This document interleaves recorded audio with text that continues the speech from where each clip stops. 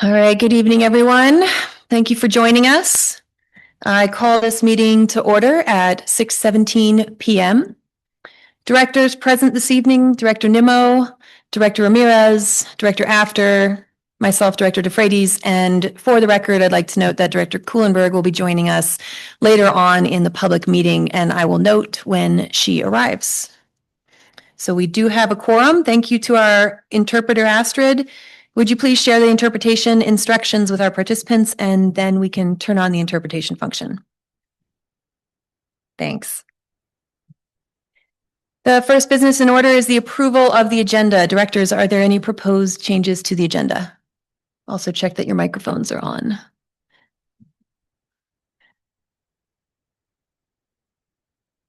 Do I have a motion to approve the agenda as presented? A motion to approve it as presented. And I have a second. Second. All in favor, say aye.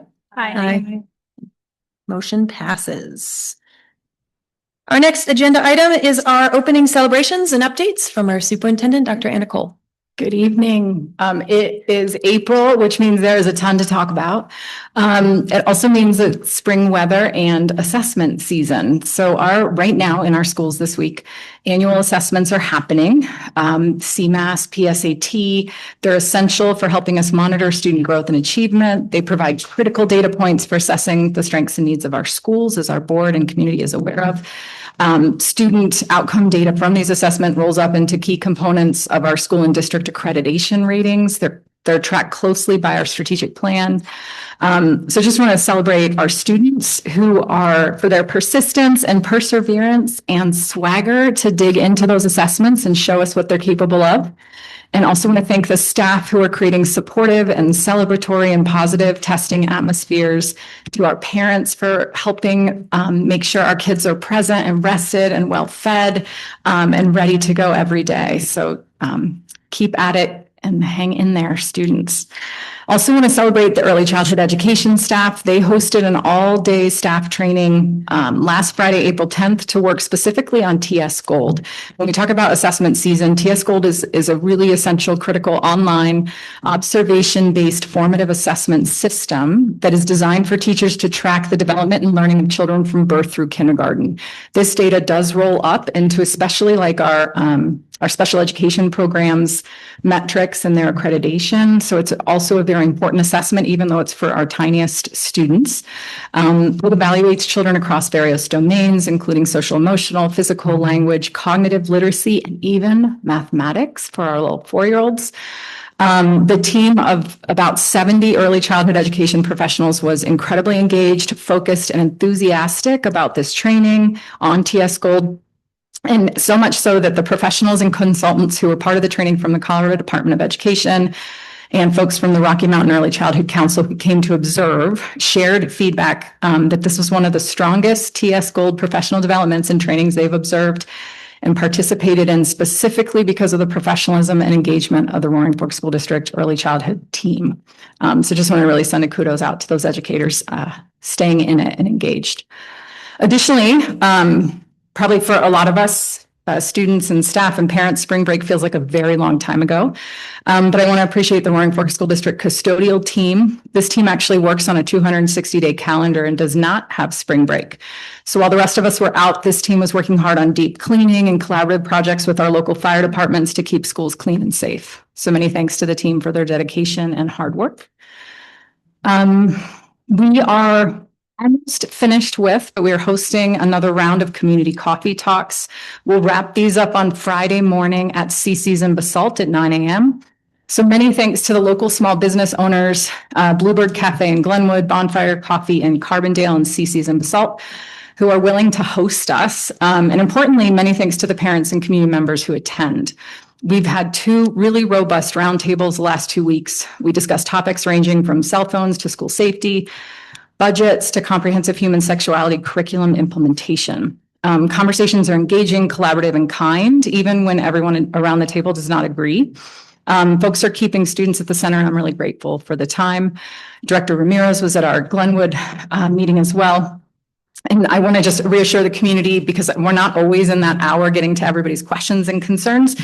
But if we continue to have such strong engagement, we'll just create more coffee talks at different times a day because they've been really engaging.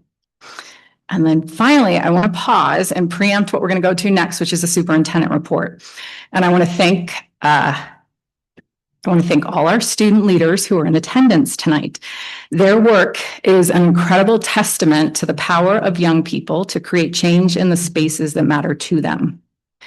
Our strategic plan leads with students first. And through that priority, we are grappling with challenges in representation and access around student engagement, participation, and leadership.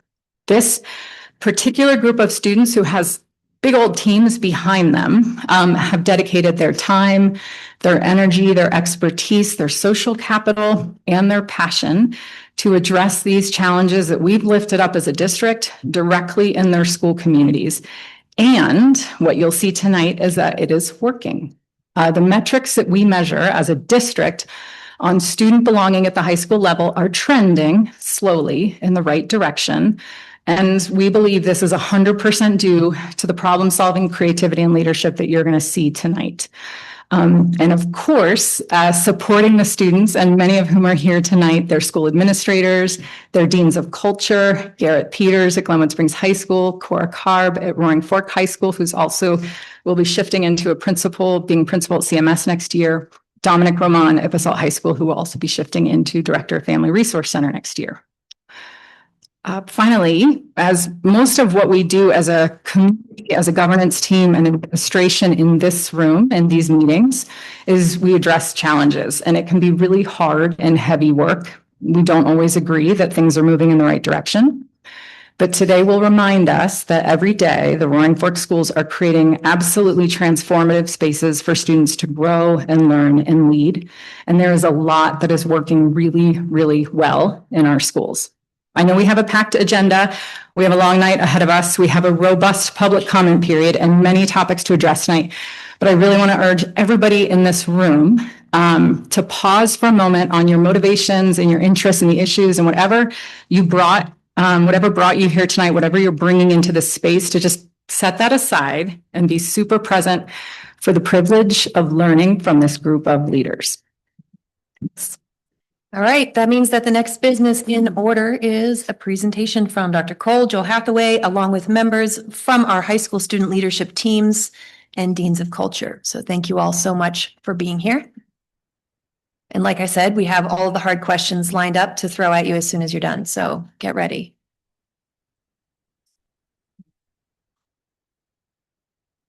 Chairs. I'm going to do just two at a time. Do you want to say everybody who's on the board has questions? Everybody. Oh. Have everybody. Yeah. It's what I'll have. Right. We'll pass Yeah, the it's mic. great. And then when the board has questions. Okay. Okay.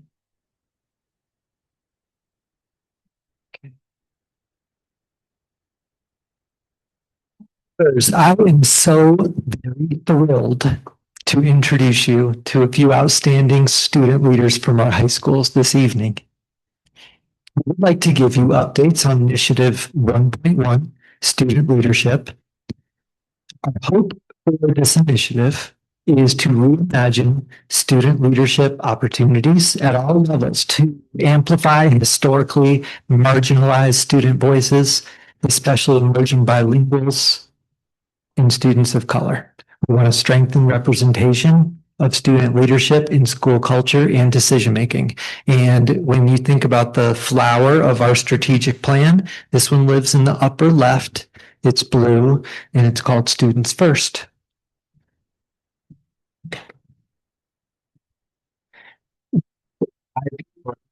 This measure is the sense of belonging goal, and we're looking to increase the percentage of students, all students, and particularly Hispanic students, that report feeling a sense of belonging in our schools.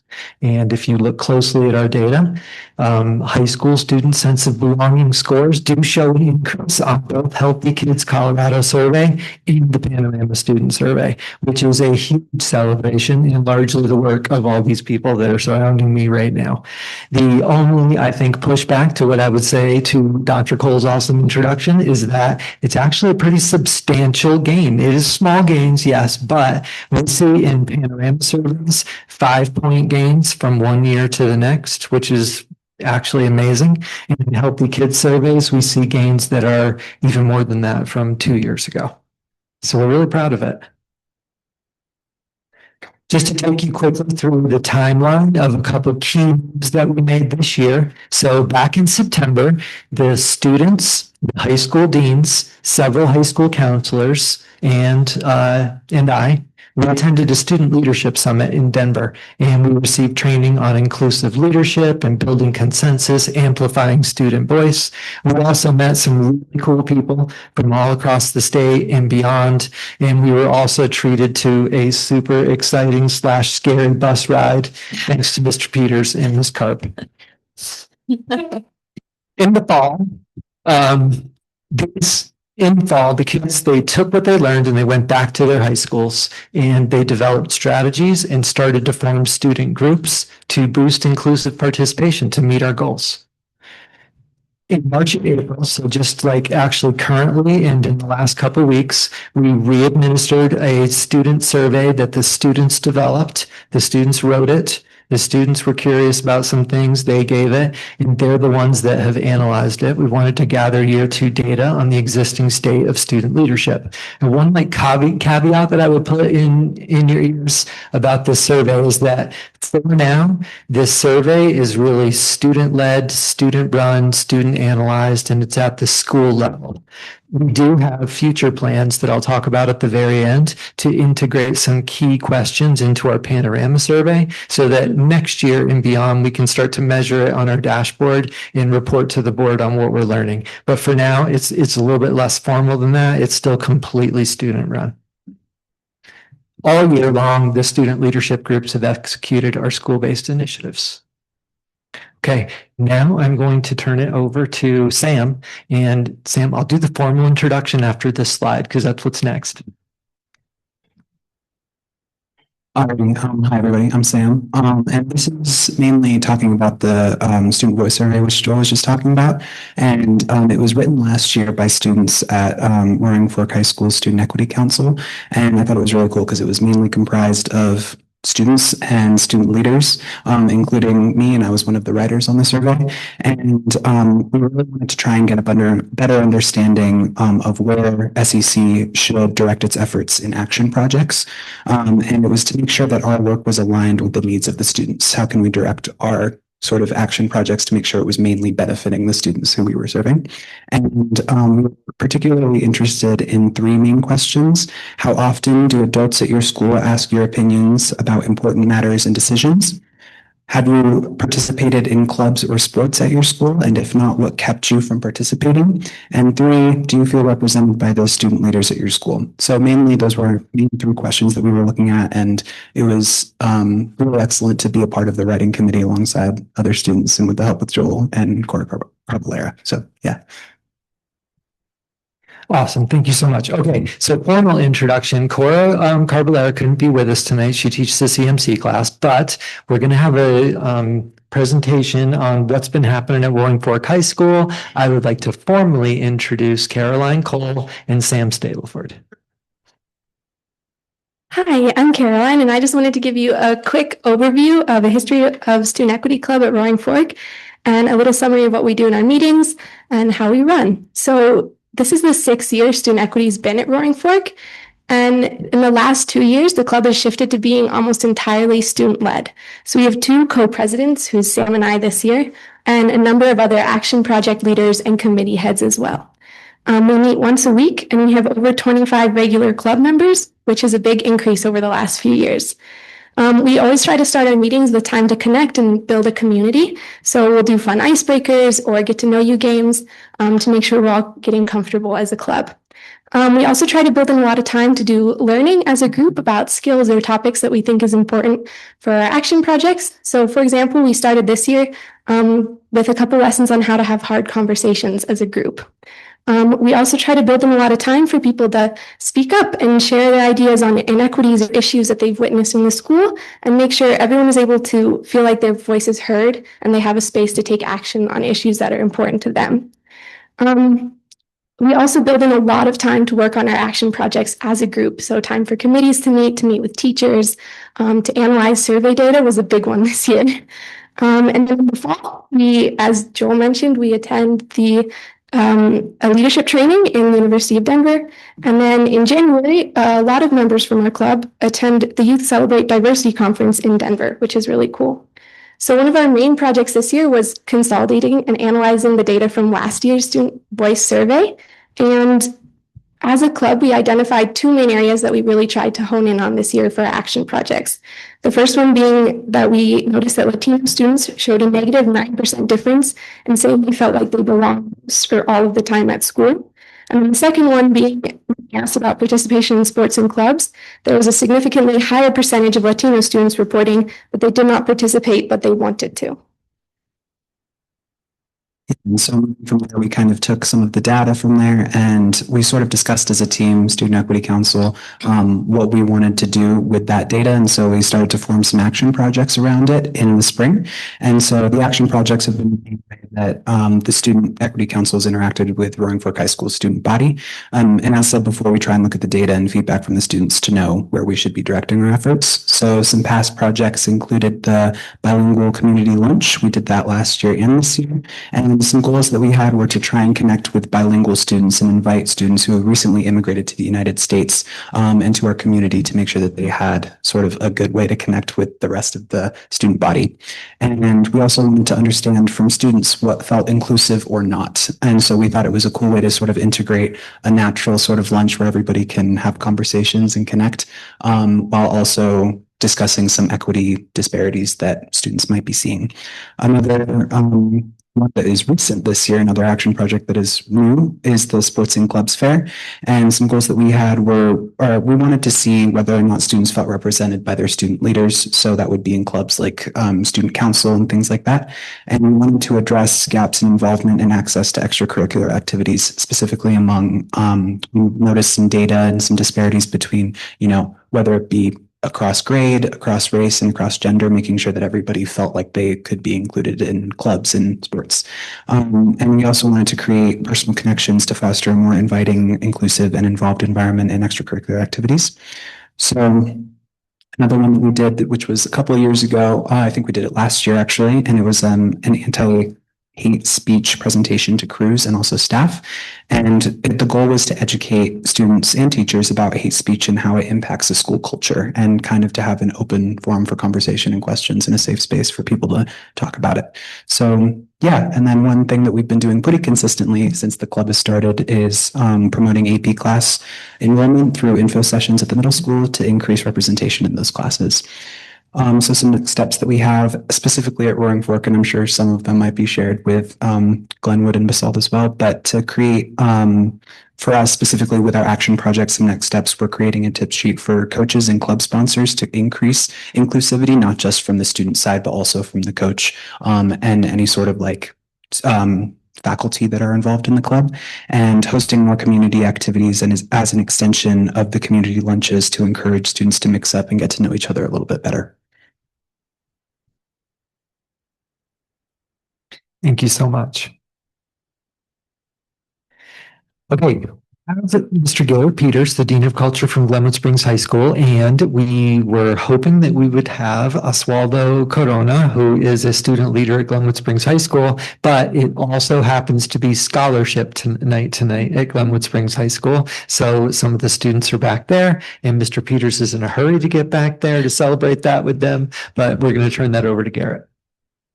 Yeah, so a bit bittersweet as we have no student representatives here this evening, but that is because they're attending their scholarship night, which is a big deal for our students. And I'm excited for them on that. So I just want to talk about some highlights and challenges for the what is called the Student Coalition Board at Glenwood Springs High School. Like Sam, our students went down to the YCD conference in the fall, particularly Oswaldo Corona and Star Hernandez to get some leadership skills, and they've kind of brought that back to our club at Glenwood Springs High School.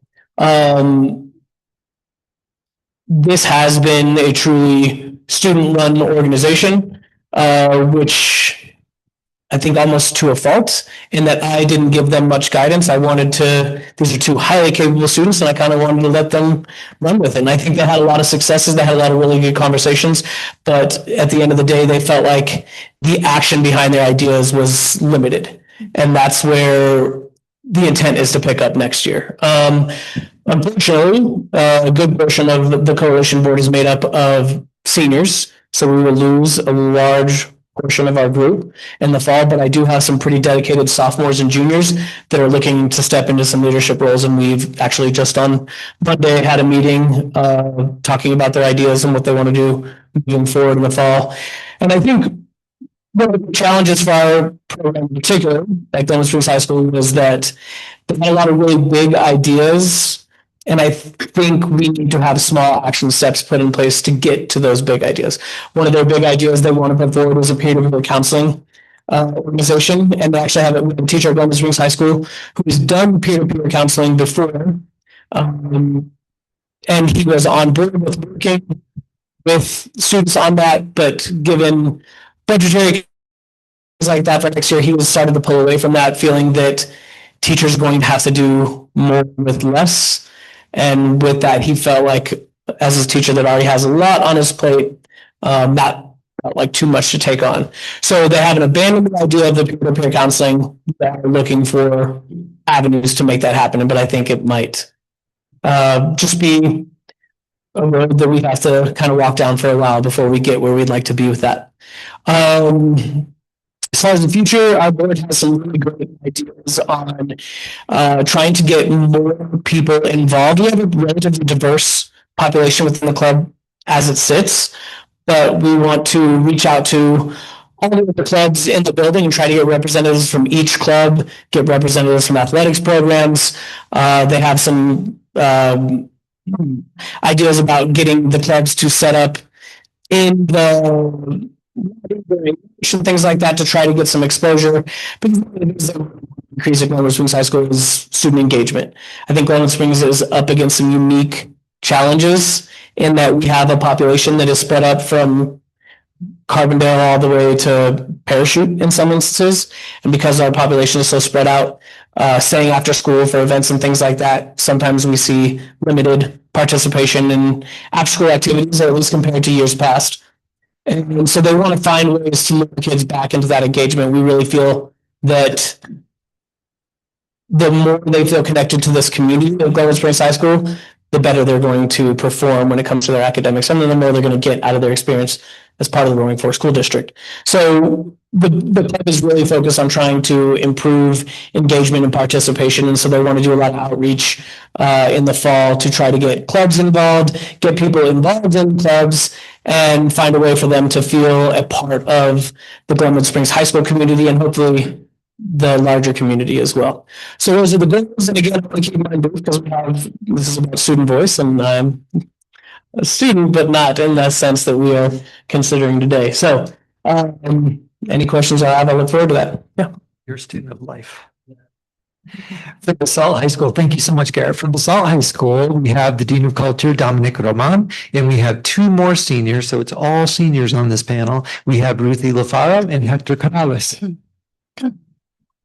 Hi, everybody. Thanks for having us today. I just want to talk very briefly because I think it's really important that Ruthie and Hector sort of get the stage here to talk. But I think that one of the first key decisions that I was faced with, decided to tackle this initiative at Basalt High School this year, was like the student leaders that we would choose to step into that role. And for me, you see for yourself why. There was really a no-brainer. These two students are really go-getters, and I knew that the students that we chose to lead this initiative at our high school had to be go-getters and had to be able to hit the ground running. You're going to see kind of the amazing amount of things that they accomplished, especially when you consider that this was their first year in the role, sort of leading our equity council. So I'm going to pass it over to Ruth first. And we made slides. So thank you. So kind of to recount what's been said already, the first step of our Equity Council initiative at Basalt was to attend the Youth Celebrate Diversity Conference at the University of Denver in September. And some of the key bullet points that we at that conference were team building skills, how to create a brave space, that equity can look very different for everyone, and altitude that can fit into one slide. But after this conference, we began holding bi-weekly meetings and reaching out to new members from club and an average of 10 members per week at meetings, which we hope to grow in the future. But for the first year, we think it's been a very successful outreach success to reach out to other students across grade levels at Basalt.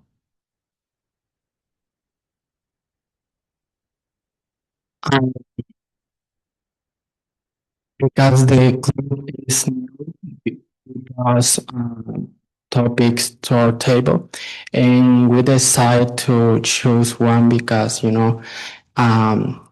was the beginning of creating this club. So we choose innovation, and the Equity Council organized a presentation by Alan Munoz from the Voces Unidas about immigration rights and understanding how immigration laws works and federal and state, and the difference between judicial and ICE world, and the role of these organizations in defending our communities. And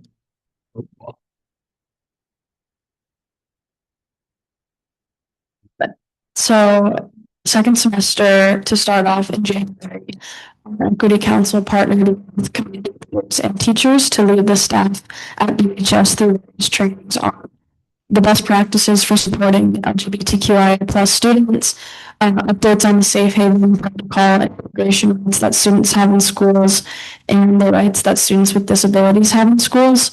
And this presentation marked a very important step towards greater feeling of equity across our school, and included student stories from the Equity Council and other students in our community. And since we had chosen to focus primarily on immigration to this, it's exciting to be able to talk about a couple of other topics that we'll tackle in the future with our Equity Council as well. So did a student walkout on January 30th. Members of the Equity Council met with students, leaders at our school to organize a peaceful and helpful walkout of Basalt High School, to oppose anti-immigration sentiment. As I said, this was led by leaders like Ruthie and other leaders in school, and ensure that the walkout was respectful of the community, and make sure that the demonstration was safe for everyone, and demonstrate civic engagement. That we, the young people, have the voice to speak up against these issues that currently our communities are passing through these times, Do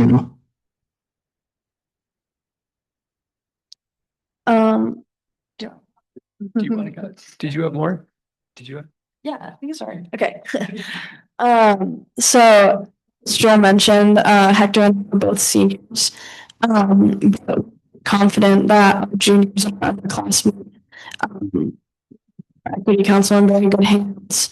We've gotten of increased membership. We got the first freshmen to start joining meetings recently before the freshman break started. So our rising seniors are very passionate about what we're doing with the Equity Council, and we're very confident that they're going to be able to further goals and create equity at Salt High School and further than we have been to this year. These guys are so super powerful. That was really cool. Ruthie just took this slide. It was originally supposed to be mine. She's never even seen it. Those jobs, awesome. Awesome. It was perfect. No, it was so perfect. Next steps, I won't go through the first one because Ruthie just did an awesome job on that one. We know that we need to sort of restock because we have some deans, like Dr. Cole was mentioning, that are they're taking other leadership roles in the district, and we have some amazing seniors that we know we need to find some younger students that are going to rise up, and we know that we will do that, just like Ruthie said. We also want to start to begin some work in the middle schools next year. Not quite sure what that looks like yet, but that is part of year 3 for this initiative. I mentioned earlier that we do want to integrate some of these key questions from the student leader survey into Panorama next year so that we can get higher participation rates, data standardization, and accurate disaggregation. So those things are important. And I think most important of all, we need to stay curious. As adults, we need to keep listening, because I think that one thing we know about student voice is that it's consistently changing and amplifying, getting us to pay attention to different things. I think that staying curious means that we continue to encourage our students to ask the questions and take the actions to help develop our schools and our world into a more caring, kind, and inclusive space.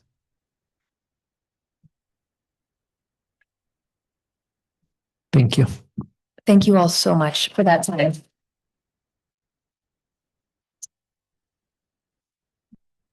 We're going to move into some board discussion. So I will call on the directors. They will each have 2 minutes to ask questions and discuss things. And then we have 5 minutes after that to catch up on anything that we might have missed. So we're going to start with Director Nimmo. I get to ask anything I want? I mean, like I said, hard questions. Thank you guys for doing this. I just want to know, like, what was the hardest part of doing this? Was there a hard part? I think learning how to really make sure that everyone in the clubs feel like they can use the club to their best advantage and to the issues that really matter to them. I think definitely that's gotten a lot better when the club has been student-led over the last couple of years. So, you know, students are feeling like they're really able to take control of our club and use it for what matters to them and the issues that they see, because those aren't always the issues that, you know, faculty is seeing. So it's something we're working on, but I think it's getting better. Just a quick note, don't hesitate to get close to the book. I got a quick note that folks online are having trouble hearing you all, so we don't want to miss out.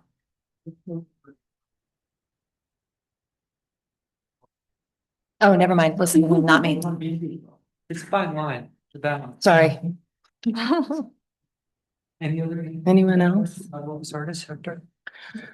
As you know, our club is new, so I think one hard thing for us was recruiting members for our club, because you know it's a new thing and no one knows about this. You know, it's not like it's NHS or Key Club. It's a new thing, and I think we made a good job in doing this recruitment for people that show leadership and are passionate for doing these things. And were you surprised by any of the kids that showed up? You know, like when you looked at the people who came, were you like, oh yeah, I expected that person, but oh my goodness, I really had no idea that person would be interested. I was really impressed, and I think Caroline too. We were really impressed at the fact that a lot of freshmen and sophomores were joining, especially Roaring Fork High School's club, just because I think in past years it's been, I mean, it doesn't have to be this way, but oftentimes the presidents are seniors. And so it was really cool to see, not just juniors and seniors in the club, but also, brand new freshmen who were just coming in and exploring and had a lot of questions. And initially they were kind of like a little bit quieter and but we're definitely still participating. And then as the following, as spring semester happened, they became really active and just had a lot of ideas about our action projects and became really involved, which was really exciting to see.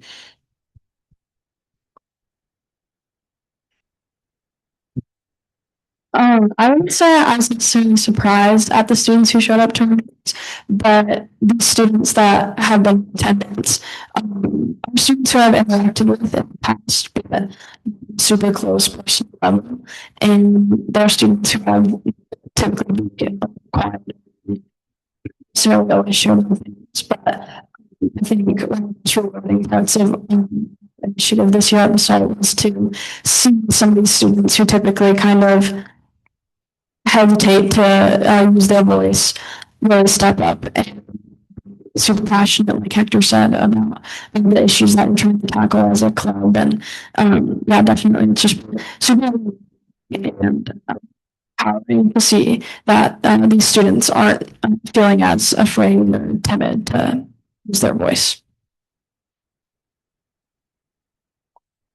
I'd say to add on to that, what he just said there, something I'm not surprised because it's part of the design of the program is to get some voices that maybe, or some students that we don't necessarily find in traditional leadership roles into these roles as leaders. And it is really nice to see these students find a way to kind of step out of their shell and step into their own unique identity as a leader. And we have a lot of students that, again, you wouldn't necessarily see in traditional leadership roles stepping up and proving themselves to be high quality leaders when given the opportunity. One more question. Do you, in general, feel like the adults around you understand what you're going through at this phase in your life?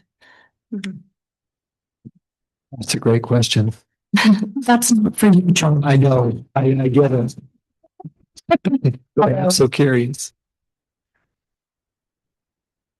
Yeah. I would say yes and no.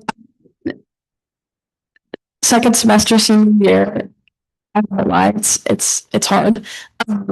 It's not to say that it's hard to continue to show up, but I feel that my teachers and the staff at Basalt High School, along with my family and parents, are very supportive and very motivational and very on board with everything that I've chosen to do, especially with this equity council. And so, yeah, I would say for the most part, I think so.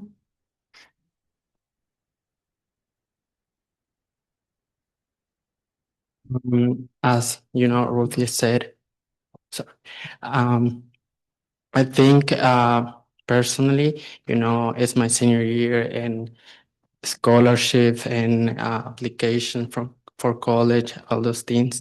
But I think I had a great support from the school administration, my teachers, and motivating me to do these things, and sometimes I just like, oh my God, but in my mind, it's like, they know that I'm doing this, they know that I'm capable to do these things. That's why they are choosing me to do this thing.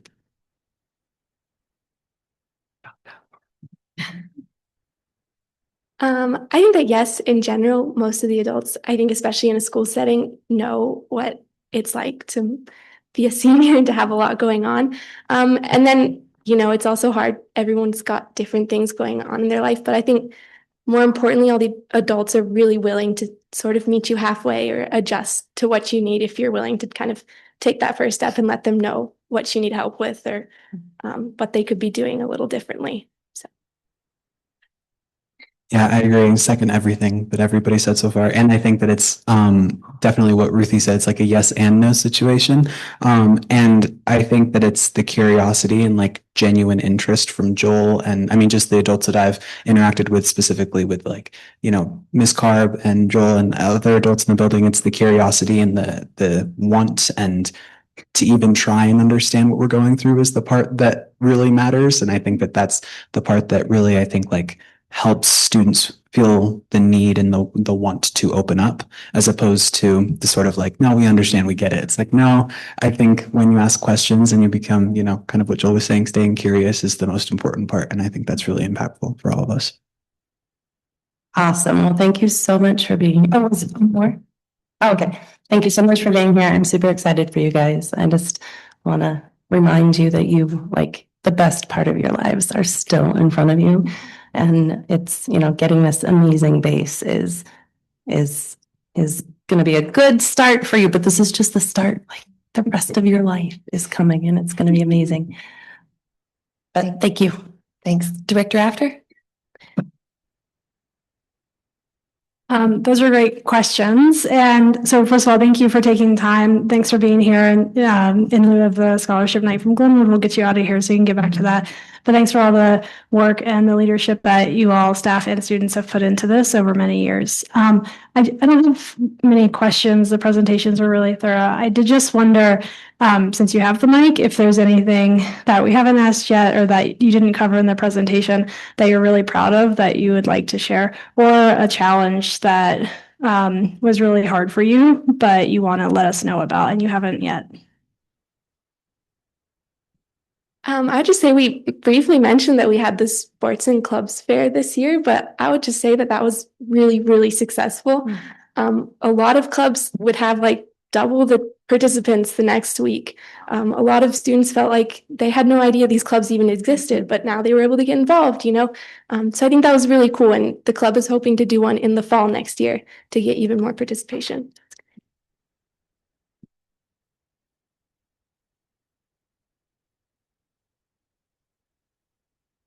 I would say what I'm most proud of that we achieved this year was our student-led walkout. It brought me to tears like in the present when we were doing it. And it was just so empowering to see how many students truly like wanted to be there. I'm sure, as you would guess, there were a couple students who were like, "Oh, I can just leave school."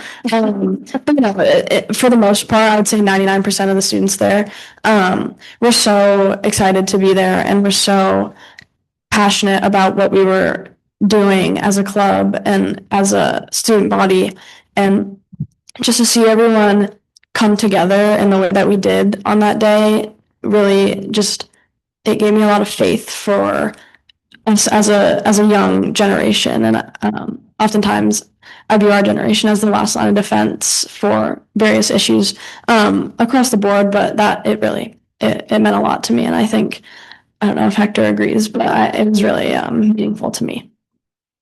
And you know that we can get in trouble. That was a good trouble.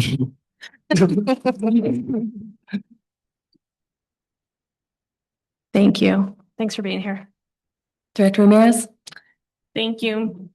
And Madam Chair, I'm going to request an extra minute now because I have some questions and all of this is so exciting. Felicidades. Congratulations. This is amazing, guys. Like, this is what we should be doing at all of our board meetings. Like, we should be having you guys come and tell us all of the things. And I feel very excited. Me siento muy orgullosa en este momento. So thank you. I do have just some questions for the adults really quick because I think this is important. In regards to the survey we presented, which, but I did see that we had some of the student voice survey questions and some data. So thank you for sharing that. That was just at Roaring Fork High School. Or was that a school-wide? That was at all three high schools. Okay. And I just wanted to clarify too. So, did we get a breakdown in demographics for that survey? We don't have that yet because the window for the survey just closed. Oh, God. So we don't have a breakdown of that yet, but that's also why I really think it's important if we want to continue to use data to track the success of this initiative, that we integrate it in some platforms that I trust more in terms of disaggregation. I don't want to be there like making little Yeah. check boxes. You see what I mean? Awesome. Well, great work on creating the survey in the first place. Are there student equity councils at every high school? Is that We're right now at the three big high schools, and there's not one at Bridges yet, which is also another next step. okay? And just encourage the team. I think this is great work. First of all, kudos to the deans of culture for making sure that this happened and all of this work happened. And I think more than anything, because we see the success even in this meeting, it would be great for us to bring this forward as maybe even right now that we're talking about committees of the board. I mean, this is one of those things that I just don't see why we shouldn't have these councils at all of our high schools and make a concerted effort to say this is a district initiative that the board is behind. So just want to leave it there. Happy to, if anybody from any one of these high schools wants to bring this forth as a conversation for district equity steering committee or equity council, I think it would be a great topic and something that I think this board has an appetite for. And I also just wanted to give you guys kudos for some of the, you guys mentioned you guys did a crew on hate speech. Thank you. I think that is so important. I think, one of the things I really appreciate from this team is that you guys not only took student leaders to have experiences outside of classroom walls, the district, but that you guys gave them the opportunity to come back and make a difference in their schools. And I did get to meet Osvaldo at LAD, so I'm really sad he wasn't here. I had the pleasure of being with some of the team from BHS, and that motivation, that sort of inspiration you guys bring to us as a board and doing this job is so important. And thank you guys for taking initiative, for giving your time, for volunteering, for saying yes to your deans of culture and your teachers and your admin, because it does make a difference for us as a board to hear this feedback and say what's working, what isn't working, how can we do better. I also just had a question for our team. I did see that the Healthy Kids Colorado survey and the Panorama student survey, that there was a sort of a decline in the grades 3 to 5. Mm-hmm. Is there something that you think that the high school teams were doing that could be implemented into the lower grades for student belonging? I think that to nudge those numbers with younger kids, that there needs to be different strategies than necessarily student leadership. But I think that, that listening to students and listening to kids and finding out what they need is always the best strategy. So there's some similarities and some differences. Yeah. Yeah. I would love to ask you guys, since you guys went to our schools, is there something that the district could have done when you guys were in elementary and middle school to help you guys be ready for starting clubs freshman year and being involved freshman year?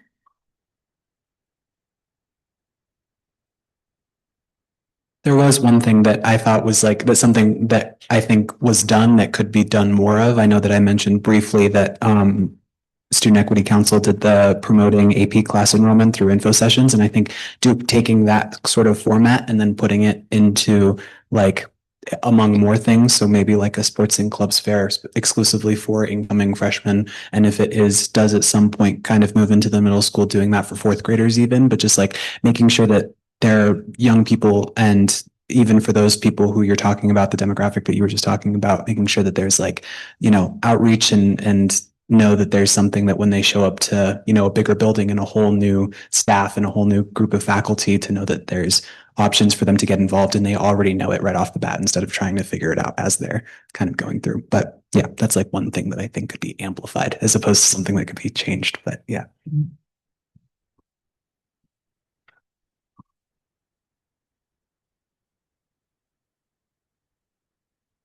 I think just in general, coming into high school as a freshman it's intimidating. I don't think that'll ever change.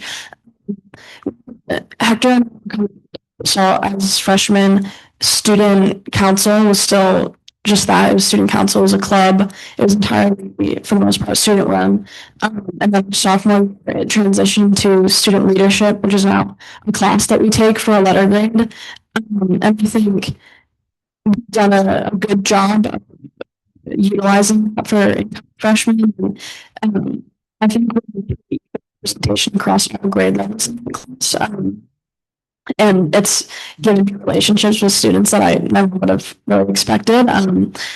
But yeah, I think using that to its fullest potential for freshmen feeling included and welcome to the high school episode has been successful. And I don't know if maybe that could be implemented at other schools, but I think it's been really successful for us. Thanks. Okay, so I just wanted to echo all of the enthusiasm and appreciation for the effort and the time that came in to getting you all ready for this. I do have to apologize for Glenwood Springs High School. I know we moved the date of this meeting and that didn't work out for you guys. And I'm just so sorry that that excluded those students from being here tonight. So I just wanted to have that on the record that that was a board decision that we made for a lot of different scheduling reasons, and we do miss them. And I hope you express our appreciation and apologies for that. I also want to name that Catherine Kuhlenberg, who is not able to join us just yet, who will hopefully be coming soon, is going to be just so sad that she missed this, because this is really her passion, is involving student leadership in the board. And we'll be working on investigating whether actual student participation on the school board, what that could look like in our district in the future, and would just like to welcome all of your thoughts, especially having just gotten to the end of this work and being seniors. If you have that kind of wrap up, debrief, feedback of this process and leadership, looking at what we do here and thinking, okay, what would it be if it was one step more, if we were joining in this work here in the governance work and the policy work? So just something to kind of plug a little bit with all of your free time that you just told us about. And then I just really appreciate that you all are opening your discussions around what needs to be done based on data. That's incredible. Like, what a leap. You guys are ahead of so many grown-up organizations. Adult governance issues abound because we make decisions based on a moment or a person or a story and not on the data. Was that a steep learning curve as you all, and I know you all did some of this as well, so I don't want to limit it, but what was that like to try to shift your thinking and base it on what you were seeing in the numbers? Or were you already like that? Because your brain already worked that way? I mean, I think it happened pretty naturally because we spent a lot of time sort of going through the data as a club and a lot of rounds of, people picking up highlights or things they really noticed. So I think it was kind of a combination of both the data and both what people were noticing themselves, because I remember when we were deciding what our action projects were going to be, we had all the data up there, and then people were adding to that their own ideas and their own things they were noticing around school and feeling. So I think we got sort of lucky that the data really aligned with how people in the club were feeling at that moment. So it felt pretty natural. Totally. And I also, like, just to even add on to that, I think it was really cool just because, like, we're both students and everybody in the Student Equity Council is obviously students. I think it was like, and I remember a member of our team, and obviously I helped write some of the survey, but like, what somebody said to me recently was that we are kind of a voice for the rest of the student body, which I thought was really like real, because, though we can kind of be like, it kind of needs to get smaller and smaller. And so it's like two of us sort of representing, Student Equity Council here in this meeting, but also, us and Student Equity Council representing the rest of the school. And so I think that was kind of like exactly what Caroline was saying. We're trying to align our goals and realizing that there's a lot of overlap in what we in our meetings are seeing, like, oh, somebody has an idea and we're seeing that actually reflected in the data, also bringing up new issues that maybe we hadn't even thought of before. Because I know we were making lists of action projects, and we realized that there was some data that was saying, oh, we haven't looked into this issue because nobody in this, 25 group students with, about 500 students at Roaring Fork High School, were realizing. So there's no way that 25 people could have known what everybody was thinking. So I thought that was sort of the main thing, was kind of realizing that there are more action projects and things and initiatives that we could do as a club and as a council to help benefit the rest of the school. So, yeah. Excellent. Okay. Well, I also just appreciate the questions that we're going to be incorporating in our feedback. We don't know what we don't know. And so thank you for helping us think about those questions that we need to be asking. And I'd open it up now to 5 minutes of board discussion. Director Ramirez, if you had more. Yeah, so I did want to, and thank you for mentioning the student voice survey and sort of how you guys have grown that. I did want to ask, is this student voice survey data going to be presented to the board eventually, or? The vision for this is to incorporate it into Panorama so that we can, like, effectively and confidently, knowing that we have a great response rate, that we have a great platform that we trust, and that we have like disaggregation by experts. So, you know, it's something that we can surely discuss, but at this point, my vision for it is to use this as kind of like the catalyst to get these questions into a more standardized format. And, you know, and I would only add that I think what's really cool about the current format is, and am I right, Sam, y'all are like using Google Forms. So our students can very quickly and responsively design questions and get it out to their colleagues and their peers. But if you've ever used Google Forms, it can be really hard to disaggregate, and it takes a long time to do analysis.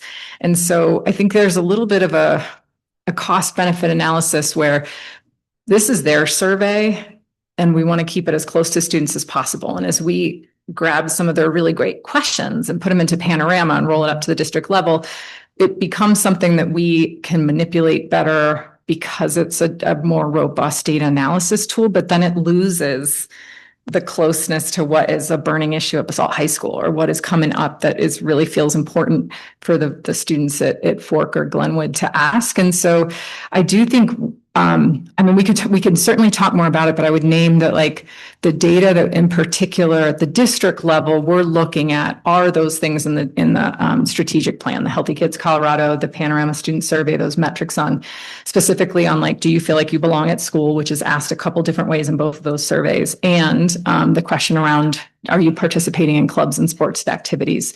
So there's some tension there. I think our bias is we want to keep it as close to the students as possible and let it be theirs. And you heard from Caroline and Sam, you know, the way that they were disaggregating and looking at their own school's data. We can absolutely kind of share with the board what they have. And, you know, I think the altitude that we tend to look at is really that what's in our strategic plan.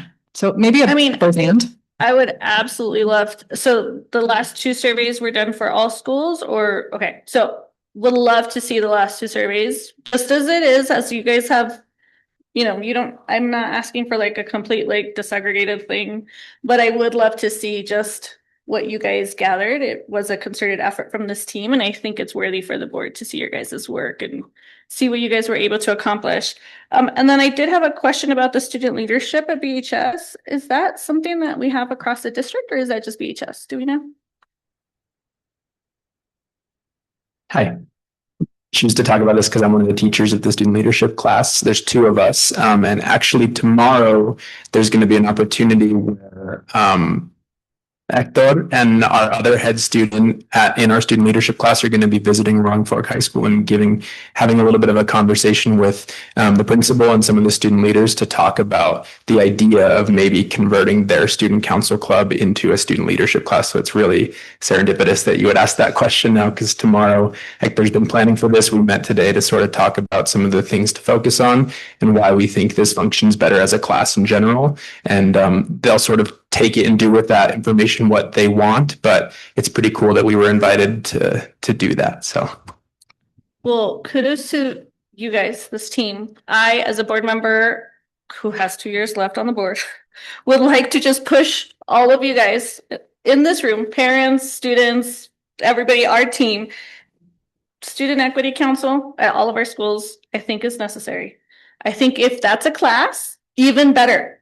Like, I think if we can have student leadership group or a class where the kids get a grade and they feel empowered at the end of the semester, and now they're going to go create more clubs and get kids motivated to do more sports, I think that's all worthy of the time and the energy. And I, as a board member, would completely support that. And I hope that you guys all know how amazing it is that you guys are not just succeeding in school, but succeeding as leaders in your communities and in your schools. It's really amazing. So, felicidades de nuevo.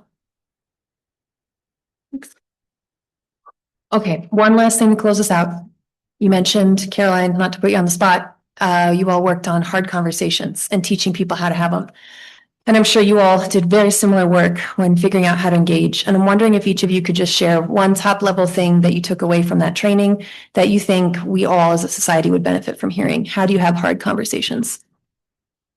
That calling someone out for saying something that might be harmful doesn't have to be personal to them, and it can actually be really helpful because it might not be something they're aware of. So it's always better just to say it instead of letting it continue on, because you're honestly doing both of you a favor.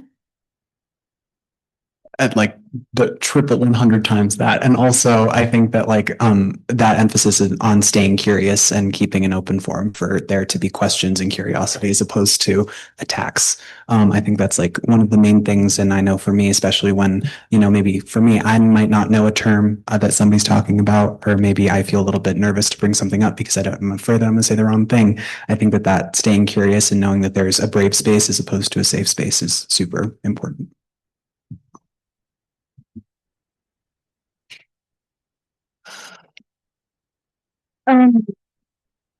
This was exclusively a Roaring Fork training, but you know, it's important for sure.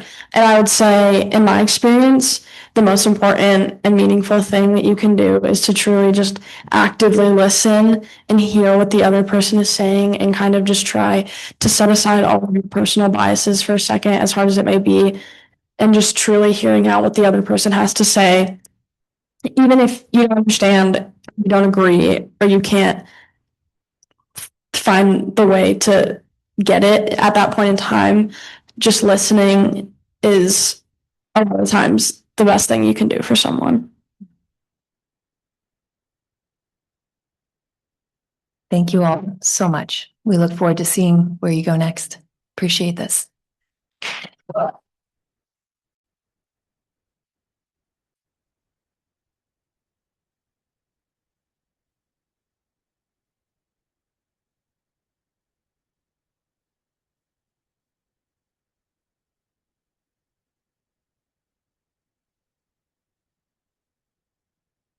All right, we're going to keep moving on. We have quite a few more things on the agenda to get to tonight. Lots of work to do.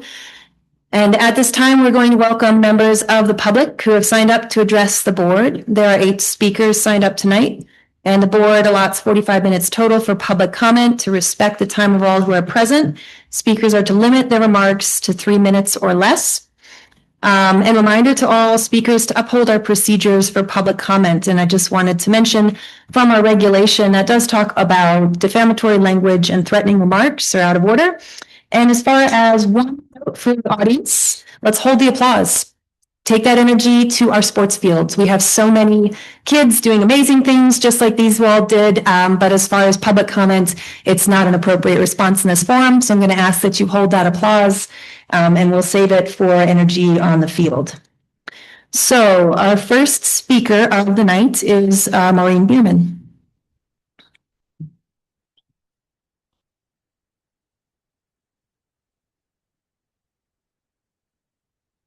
Hi, thank you guys for time for us to share our thoughts with you.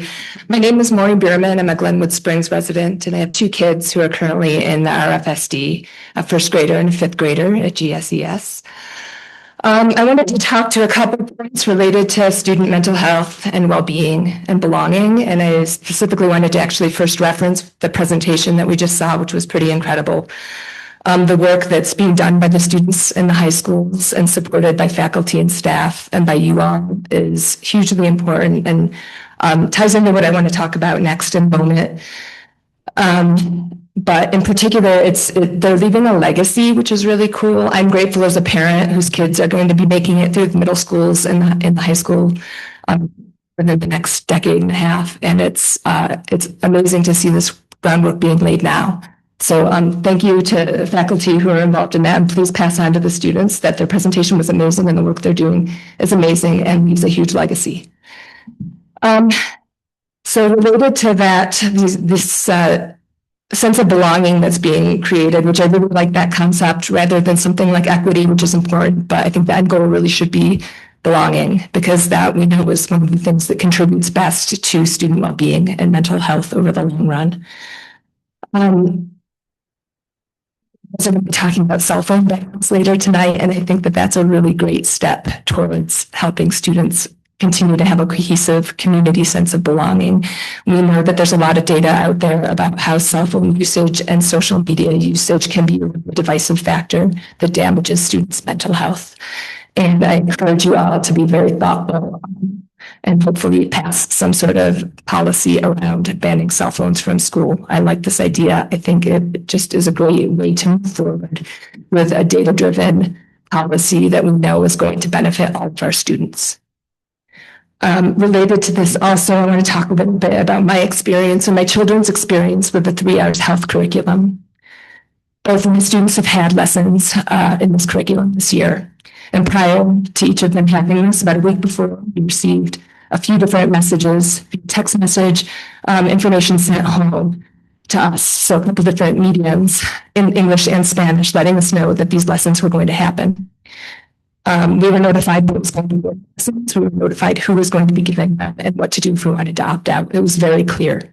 So thank you for your leadership in ensuring that people in all the schools were following call to make sure that this happens in a responsible way. I was a little concerned. I was a little concerned, but in the end, it worked out great. I think it's really important, especially the gender and sexuality aspects of these for the older students in terms of fostering senses of belonging for everybody. So I'm really happy with this, and I just wanted to express that today. Thank you, guys. Thank you. Up next, we have our next speaker is Jamie Gosha.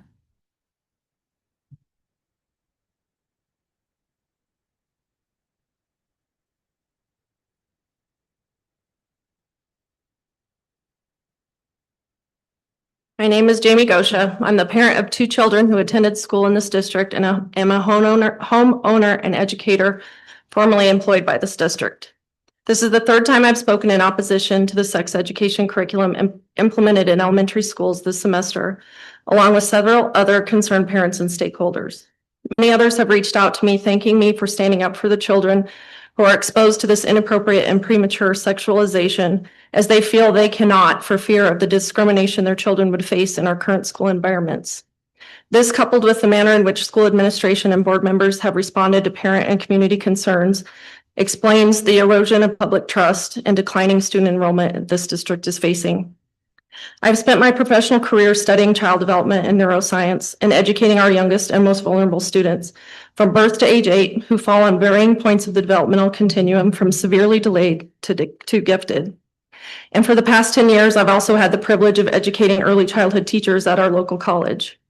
In studying the research and data that we have from a generation of neuroscience and child development, we know the damage that comes from introducing children to concepts and material that they are not developmentally able to process or understand. This is why all good early childhood programs implement what's called developmentally appropriate practices. In order for children to develop optimally in all areas, the curriculum must be appropriate for a child's age and stage in each developmental domain. When introducing new materials and concepts, we must make certain that they are developmentally appropriate and that they benefit the child's growth in one or more of the developmental domains. After careful review of the slides and lesson plans of the 3 R's curriculum, I cannot see how any young child will benefit from this too much too soon introduction of graphic sexual content and gender theory. The onus is on you, the board, to provide the data that proves that this specific curriculum provides cognitive, social, emotional, physical, and/or linguistic benefit to our youngest students. I'm sure you have metrics for collecting and disseminating that to your constituents, as I am requesting now, and I look forward to reviewing the results. I want to end with a story that illustrates simply why this curriculum should not be taught in our elementary schools. When Corey Tenboom was a young child, she was riding a train with her father when she had asked him a question about sex. Her father didn't answer, but instead pulled his heavy suitcase from the rack over their heads and set it on the floor. He then asked Corey to carry it off the train for him. She tried to lift it unsuccessfully and said, "It's too heavy." Her father replied yes, and it would be a pretty poor father who would ask his little girl to carry such a load. It's the same with knowledge. Some knowledge is too heavy for children. When you are older and stronger, you can bear it. For now, you must trust me to carry it for you. Please stop asking our children to carry a load they cannot yet bear. Protect their innocence and remove this developmentally inappropriate curriculum from our elementary schools. Thank you. Thank you. Up next, we have Susan Tribble.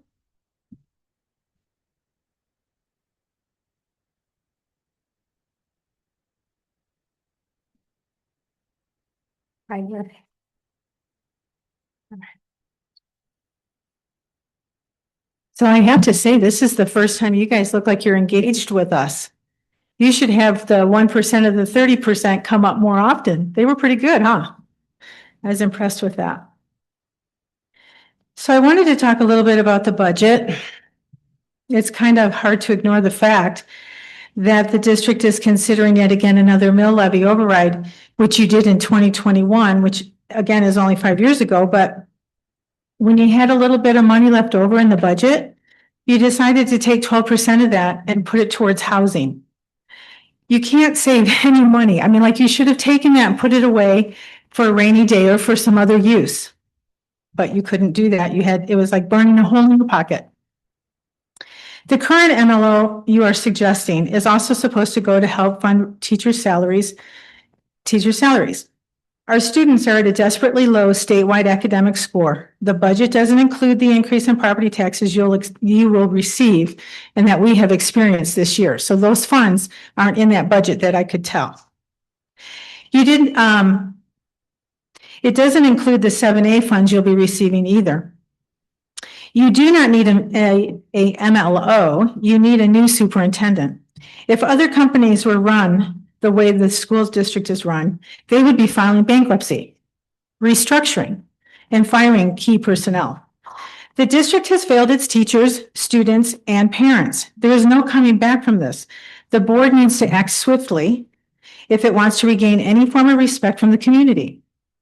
Firing the superintendent is the only outcome that appears to be part of the solution. Another solution is to turn course from the curriculum you are determined to use that isn't curriculum for learning the much needed skills of reading, writing, and arithmetic, civics, government, and home economics. The reason students need to attend 6 years of college, 2 of those being for basic general ed classes, is because the schools have failed our children. Take a hard look at yourselves and turn this mess around. You got us here, you can get us out. And I'd like to just say, it might not be all of the board because some of you are new, but there were 2 that were here for a very long time, and they have implemented a lot of things that now you guys have to make a decision on what you want to do with it. And the community will support you, but it ultimately falls on you guys, doesn't fall on anyone else. So thank you for your time. Thank you. Our next speaker this evening is Michaela Edimer. Is she? Thank you. Our next speaker is John Eaton.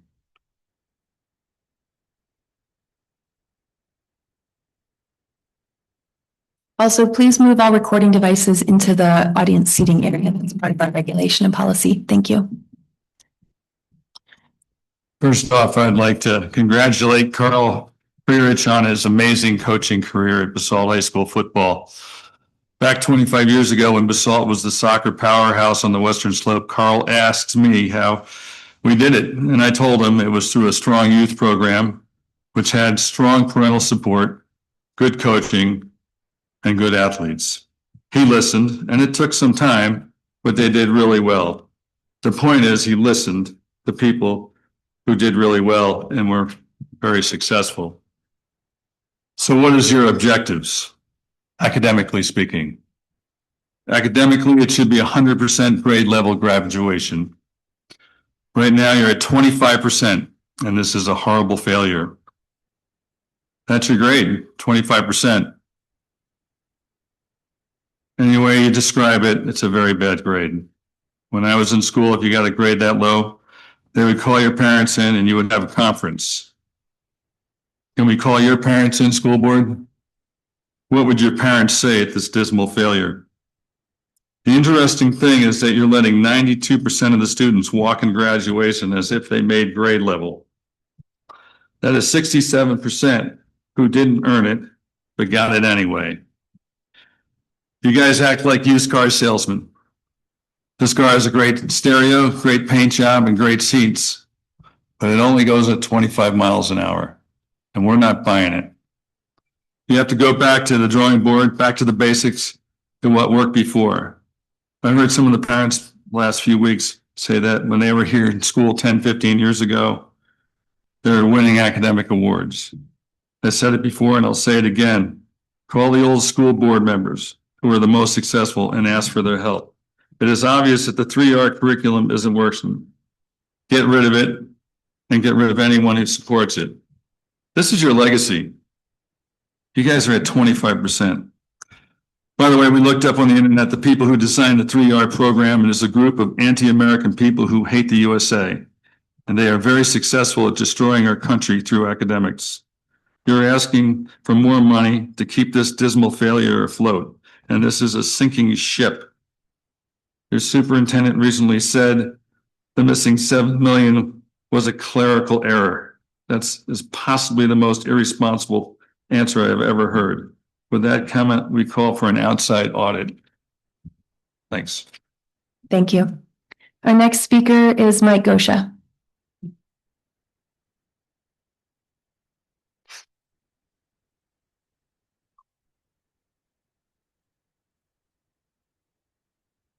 My name is Mike Gosha, and I'm the parent of two children who attended schools in this district, and I own a home in Carbondale. I'm here tonight to formally voice my opposition to the proposed mill levy override. In a recent article in the Post-Independent, Anna Cole stated, "Our entire strategic plan is focused on ensuring stronger academic outcomes for all kids. And yet, according to the superintendent's mid-year report, only 35% of our kids are proficient in reading and 15 are proficient in math. And if that's not bad enough, they listed the targets for the end of the 5-year strategic plan in 2029 are 56% proficiency in reading and 45% proficiency in math. I know it's been a while since I was in school, but I'm pretty sure those are still failing scores. The Roaring Fork School District is in the business of education. You are supposed to be experts in providing our kids with the academic and critical thinking skills they need to become successful adults. The kids in school today are the ones who will one day live, work, and lead in our communities. I can't be the only one who is concerned about the prospect given the current state of our current district. Our kids in our communities deserve better. Hardworking and overtaxed homeowners have proven over and over again we believe in our kids and their potential. What we are tired of is promises from this district that never materialize. Public schools belong to the public. We invest our hard-earned tax dollars year after year in our schools because we want bright futures for our kids and our communities. Your job as elected board is to make sure our investment is managed appropriately and we get the results we are paying for. Falling scores and metrics and all across all initiatives, including school culture, academic proficiency and performance, family partnerships, financial excellence, rigorous curriculum, and staff job satisfaction does not reflect the need for further investment in the district's long list of failures. And the worst part of that, on its current trajectory, it's guaranteed to fail for at least 5 more years. We are not going to continue to fund failure. This board needs to look at the current state of this district objectively, not emotionally. And you make some big decisions to change course and get back on track for our students. It may be too late to change course at this point. It may require a complete demolition of the current system and a thoughtful rebuild. You were elected to hold our schools to account and ensure our students receive a high-quality education for funding the taxpayers entrust the district with. The school district and the superintendents are failing our kids, and we are not going to continue to bail out a sinking ship. We will not support a mill levy override to continue to fund failure. Thank you. Thank you. I would just like to note for the record that Director Kuhlenberg has joined us, and we have 5 directors sitting now. Our next speaker is Tanner Giannetti.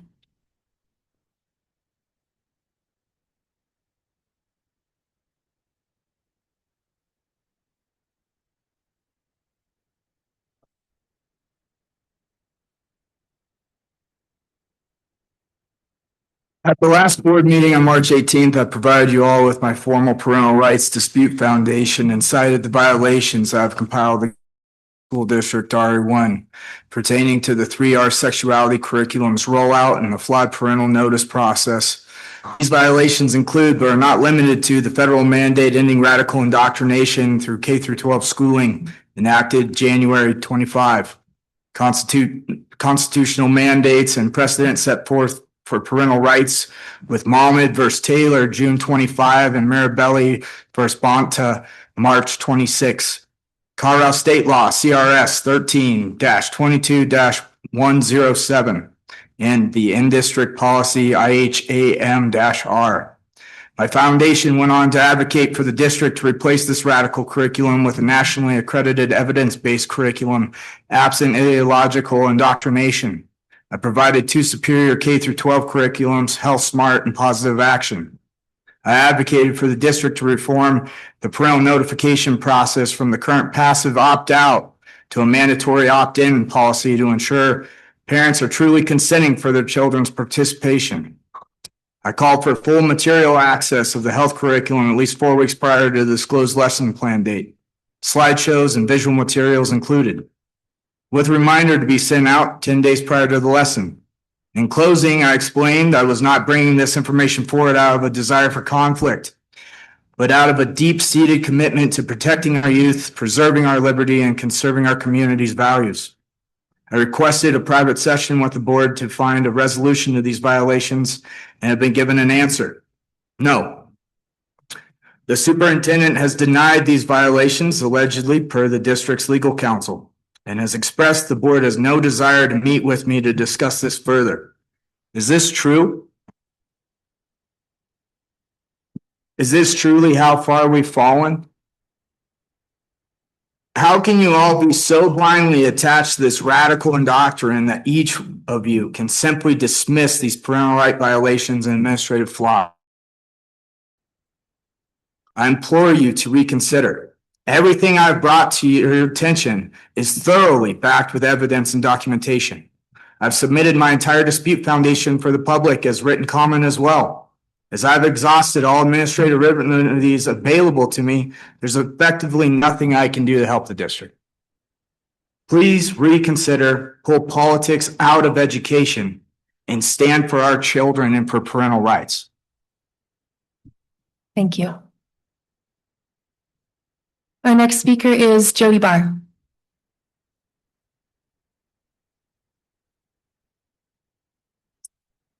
Hi, I'm Jody Barr. I am a longtime resident. I'm a former school board candidate, and I'm an advocate for children. For 3 years, the school board used the words health curriculum when referring to the 3Rs program. This wording has created confusion and prevented many parents from fully understanding what was actually being adopted and what is currently being taught. On February 6, 2023, the school board announced in its newsletter that it was planning on adopting a new health curriculum for the 2023-2024 school year. A newsletter released 2 days prior to the adoption of the 3Rs curriculum stated there would be action on the proposed health curriculum at the May 24th, 2023 school board meeting. The agenda itself read, School Health Curriculum Adoption with Chief Cole. Parents who actually found the 3Rs link in their emails or newsletters buried in their students' paperwork this year repeatedly saw the words health curriculum. That phrasing was so often used that the Post Independent titled its February 27, 2026 article, Roaring Fork School District Parents Express Concerns About Health Curriculum. The director of the 3Rs curriculum is adamant that this is not a health curriculum. It is a comprehensive sexuality education curriculum. She has repeatedly stressed that it should not be mislabeled as a health curriculum. There is a clear difference between the two. Health curriculum teaches personal hygiene, such as washing hands, properly covering sneezes. A comprehensive sex ed curriculum, specifically the 3Rs, teaches kindergartners. A person with a vulva has 3 holes between their legs and a very sensitive little area at the top called a clitoris. A health curriculum teaches about eating healthy and staying hydrated. A comprehensive sex ed curriculum teaches second graders that a vagina has great elasticity and can adjust to the size of a penis. A health curriculum teaches that physical activity and movement is important for your body. A comprehensive sex ed curriculum teaches 10 and 11-year-olds about vaginal, anal, and oral sex. A health curriculum teaches about healthy habits such as importance of sleep. A comprehensive sex ed curriculum teaches not all boys have a penis and not all girls have a vulva. Per the Colorado state mandate, I guess, if you teach the comprehensive sex ed curriculum, including to kindergartners. The 3 R's is not a health curriculum, and referring to it as such only distorts the truth. If your newsletters and meeting agendas had clearly stated what the 3 R's actually are, many more parents likely would have asked questions and considered opting their children out. Parents deserve clear and honest communication. That is what their children is being taught at school, so they can make informed decisions about whether or not they want the school involved in teaching comprehensive sex ed to their children.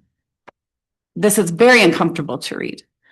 And I would hope that you would all take this to heart. I really ask for transparency. It's part of the reason I ran for school board.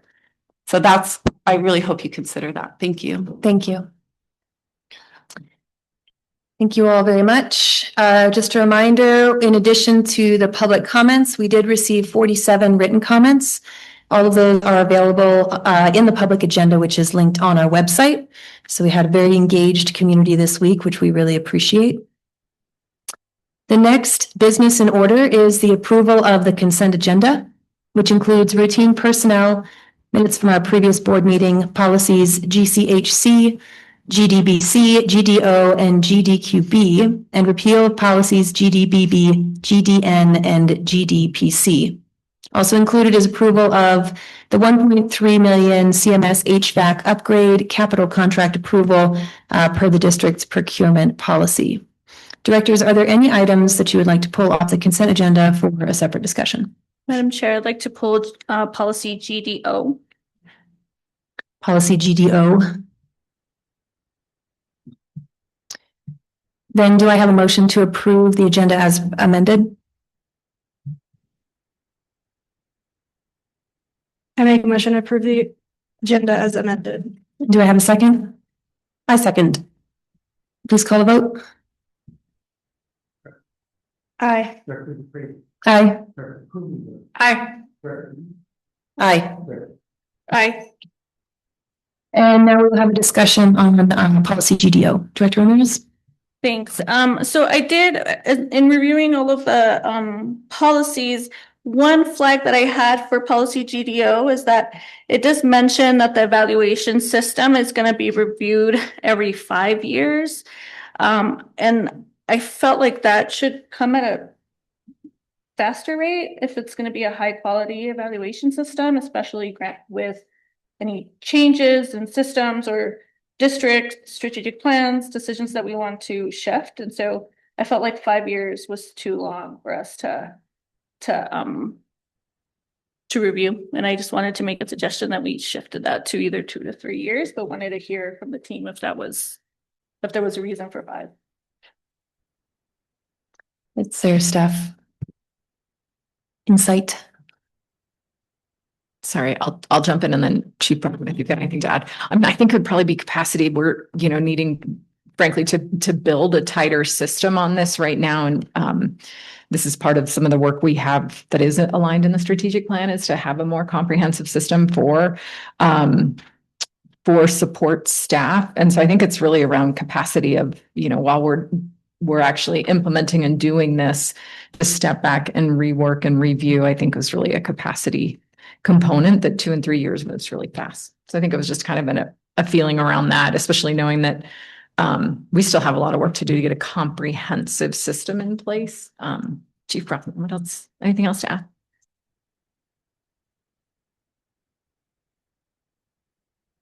Thanks for this comment, and I'm certainly open to feedback about adjusting our current systems. We have been, Chief Bumpock and I have been working really hard with classified leaders to clean up the process of evaluating each of our classified staff members on a regular cadence.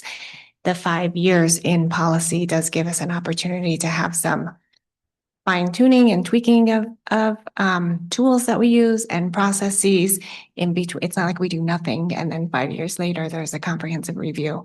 I think there is, just like in school, how there's formative assessment and then the summative assessment, like these little checks and adjusts are happening throughout, but certainly open to feedback and a push about how we execute that. Yeah, thanks, team. I mean, I hear your uh, you know, capacity concern. I think that since you guys are working on this and that the hope is that we'll have something better, that we're working towards something better, that sort of, I didn't, at least for me, it didn't read like it was like a comprehensive review where we're gonna change it, more so just review it and make sure that we're still happy with it and that, if anything needs to, I don't believe that this is approved by the board, is it?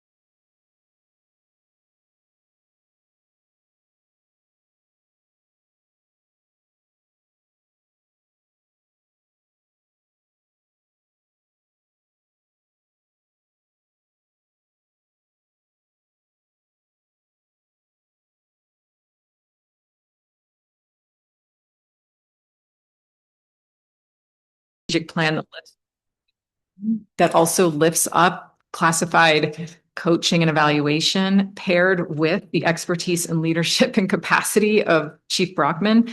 When she started digging into what tools we use for classified, I think they were 20 years, 15 years old. Yeah. They were very old, many chiefs of HR ago.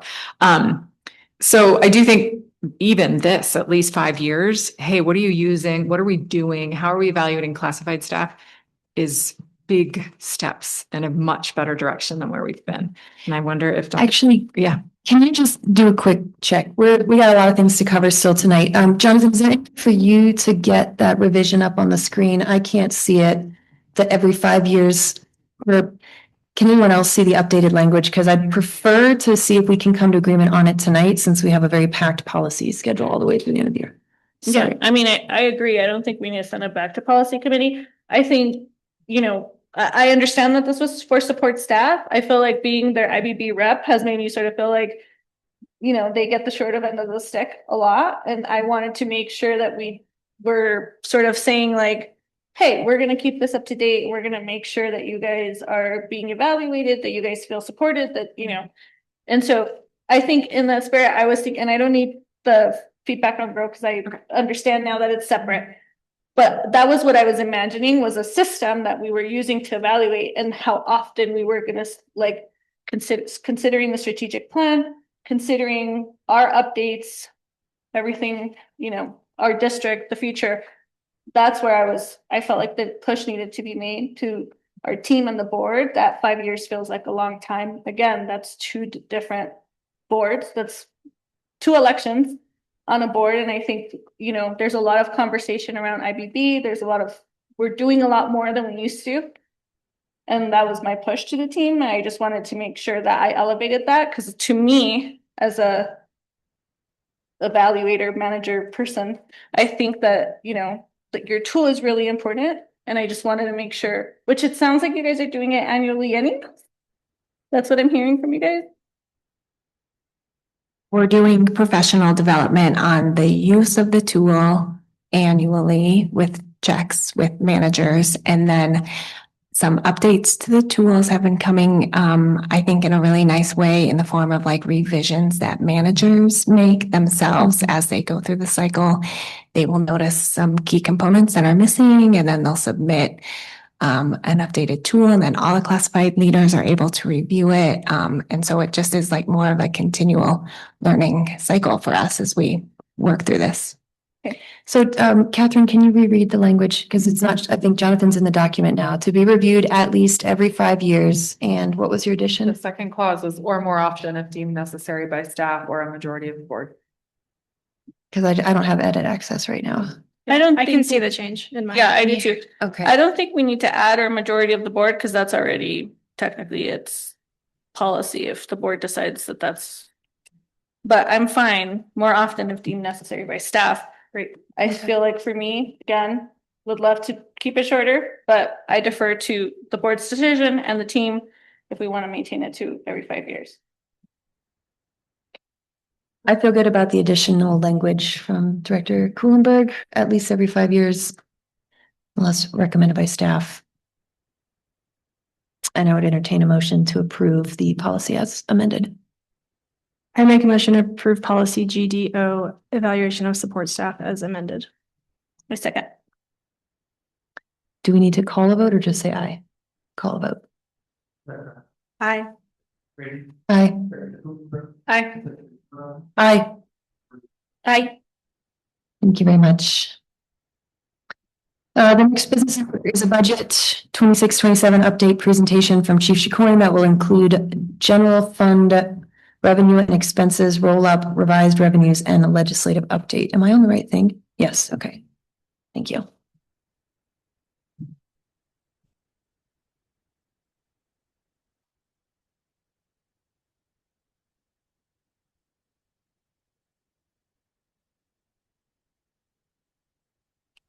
Okay. Hey. Sorry, I was just trying to get my lighting correct because it looked like I was like in some sort of a dark tunnel. So Apologies, I ended up coming home. I'm not feeling really great. So thanks for your flexibility there. But I'm ready to go ahead and share my screen and we can just start into the presentation and then take your questions. Oops, sharing is not turned on, it says.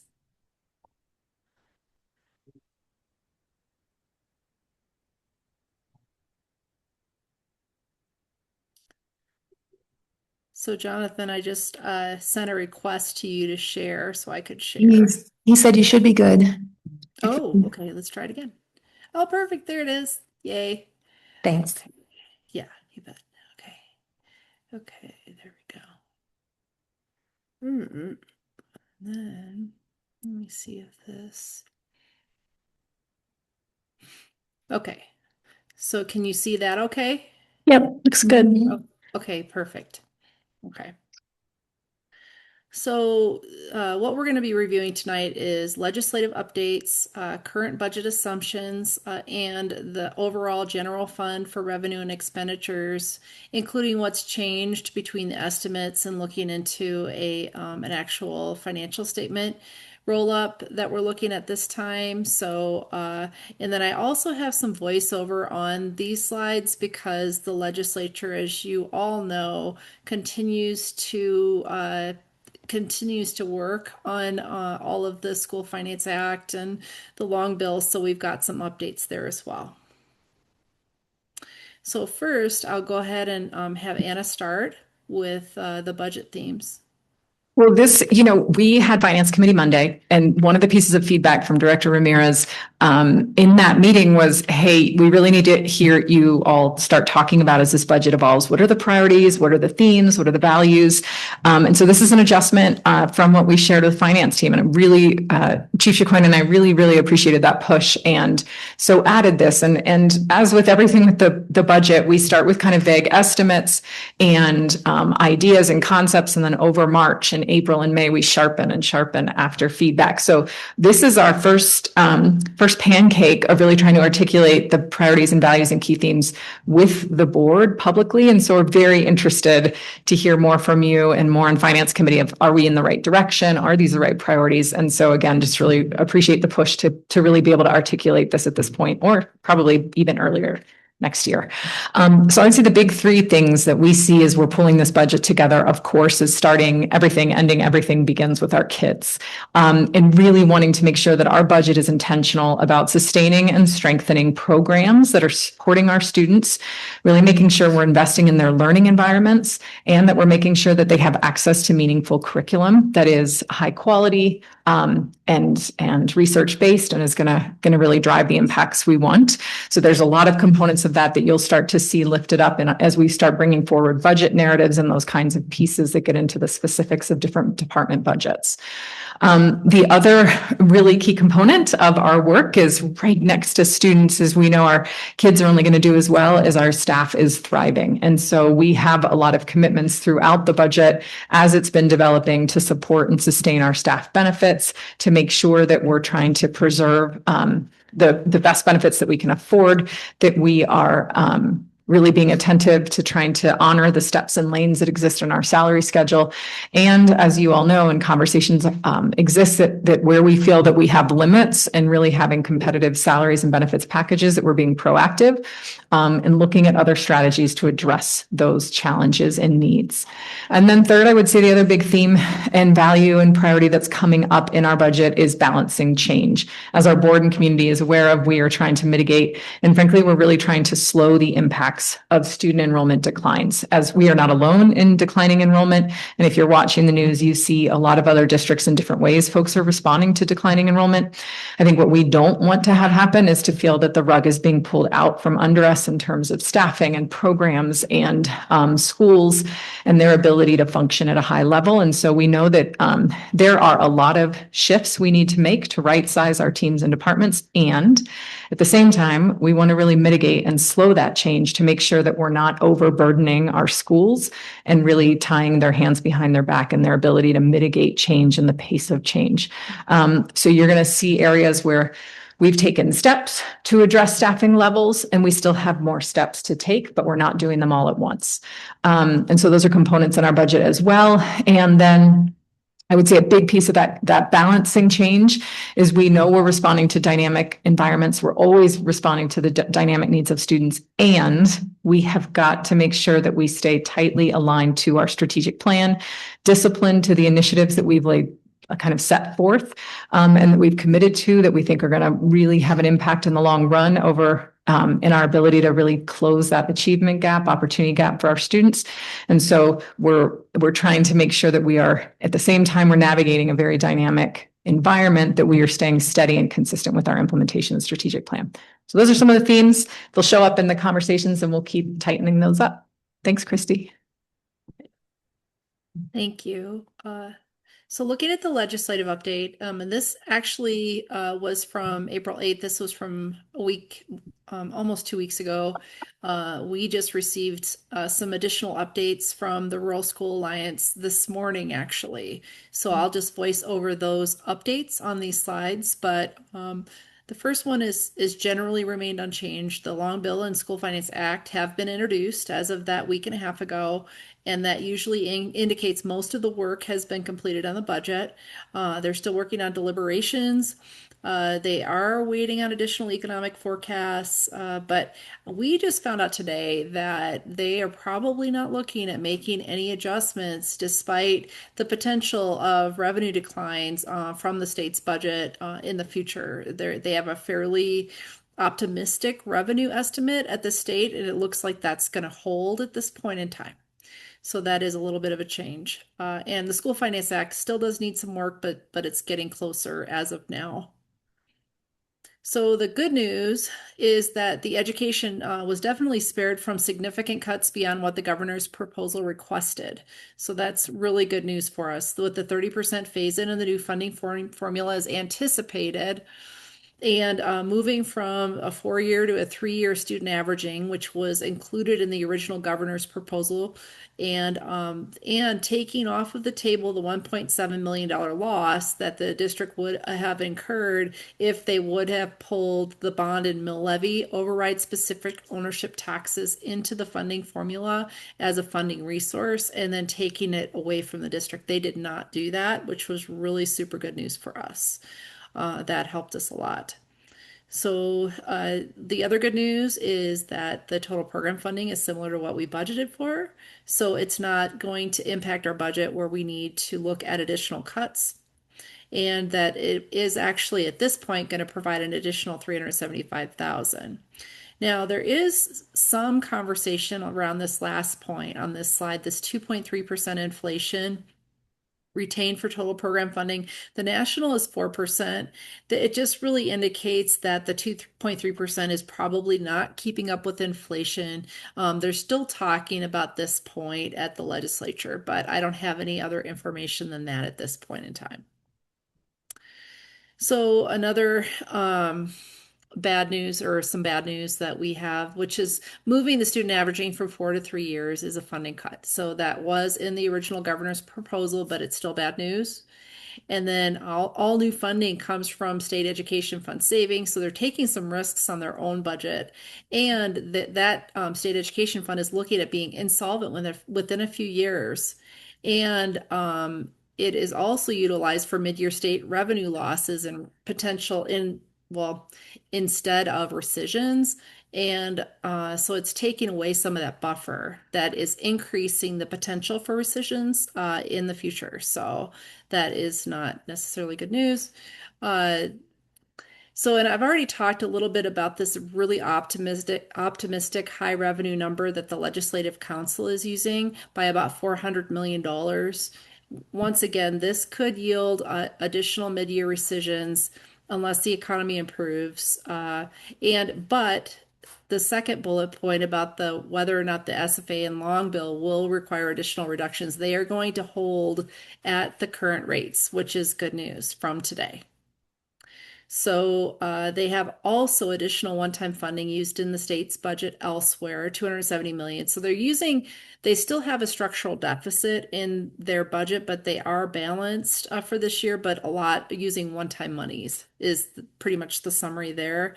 No funding for new legislative priorities, and the voucher federal credit tax credit program system is they're looking at putting that into place also, so that what that would do is go ahead and allow more schools of choice options for people at a lower cost. So, okay. So what we looked at doing for this current budget estimate is we actually included 15% phase in of the total program funding, because about 2 weeks ago when we were talking to Colorado School Finance Project and other people, they were anticipating that they weren't going to be able to afford the 30% phase in. So now actually this news has actually changed. And then looking at a 3-year enrollment averaging is what we have in our budget assumption, which is the same as the state. And then looking at the 5,286 FTE students for FY27, that includes 4,799 RFSD current and then 550 charters students. And so what that means is that there was 5,412 students in our October count for FY26. So that's a reduction of 126 students that we're putting into our budget. For between FY25 and FY26, we had 220 student drop. So the question that is still out there is the 126 student loss enough for FY27? Now, the 126 student loss is based upon the demographer's information. So that is the best information we have, but we're still looking at that pretty carefully, and we're in the middle of running some numbers on that. So we'll give you an update on where that lands in our recommendation, if we're looking at holding that at 126 students for now, or if we're going to look at the potential, depending upon whether or not we've seen some declines currently for this year since October count, whether or not we should lower that number and make sure that we capture the student loss for the next year. So additional budget assumptions, we have the step in there for the staff and Medicare and para at the same amounts, and a 10.5% increase in the district contribution, and keeping the plan design at PPO 9, which is the same plan that the district paid for 2025-2026. So looking at, now we're actually at the first draft of the budget. So the first draft of revenues is 96.7 million, and the transfers, those are transfers to other funds, such as for the internal charter schools for Two Rivers Community School and Carbondale Community School, as well as for our grant fund and for our food service fund and for early childhood. That's all of those funds that are included in that $15.9 million number. So the net revenue that we are looking at this point in time is 80.8 million. Our draft expenditures are 82.4 million, yielding a net deficit of approximately 1.6 million. However, we have to take into consideration that we have 1.765 million of these one-time carryover expenditures in the budget, so that our recurring potential available is 181,000. So that is the amount that we have available on a recurring basis based upon these current estimates. Now, looking at the, there's this note A about this 156,000 that may be needed for early childhood fund steps and health insurance increase. We're waiting on also waiting on some legislature and student count update estimates. So I'm still working on the early childhood education budget to see whether or not they can fund their own steps and health insurance. If they indeed can, based upon the tuition increases, then we can hold this at the $181,000 savings. And if not, I may have to bump that up a little bit, just so you're aware. Okay. So then I go into a conversation of what has changed in the first draft versus the previous estimate. Now, looking at the revenue, I did increase by the 375,000 for no smoothing factor currently proposed by legislature. It's looking a little bit different. They would, if they would put a smoothing factor into the budget, that would be when they go into a phase in of the funding formula at 45% instead of 30%. So, so we're not going to see that cut unless we see additional funding come through through the phase in at this point in time. And I did reduce the total program funding revenue by 729,000. I kept that aside just in case with the phase in going from 30% to 15%, which it looks like now that is not going to happen, which is really, really good news. But we're still looking at the current enrollment to determine whether or not adjustments are needed. So we'll provide an update on that piece and to see whether or not that funding is available. Okay, so once again, looking at what has changed, there was a savings of 250,000 in the cost of a step because in my original estimate, I included all the other funds for the costs of salaries and benefits for the step, for grant fund, early childhood, and food service. But it looks like all those funds are going to be able to pay for their own step, which usually doesn't happen because we're looking at tuition increases for early childhood, which usually doesn't happen. Food service is seeing some additional revenue, which usually doesn't happen. That was some additional benefits they put into the system as far as the increase in lunch forms, student lunch forms, et cetera, that has bumped up their revenue. And the grant fund is looking like it's going to be able to hold also at this point. And it's the same story really for health insurance. So, so that's what that looks like right now.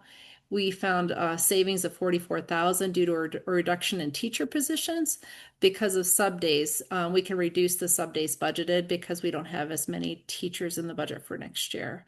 And then there was 131,000 in other savings. And then this is what that looks like just from a pro forma when you're doing the full reconciliation.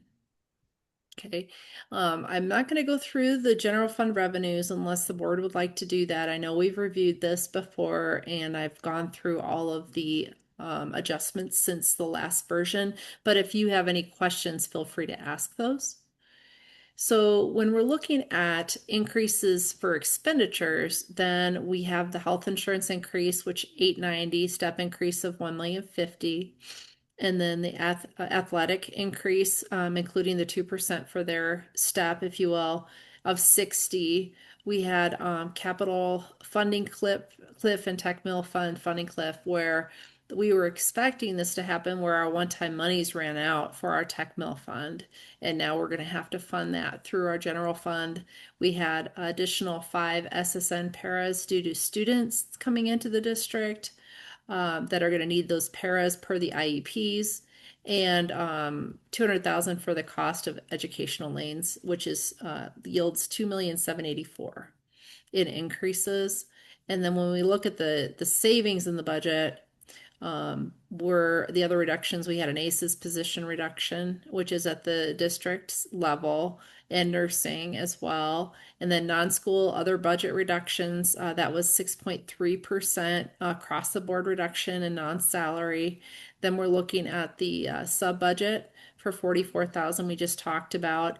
We are also reducing the amount available because we have more and more people that are not choosing health insurance just because of the increase in cost.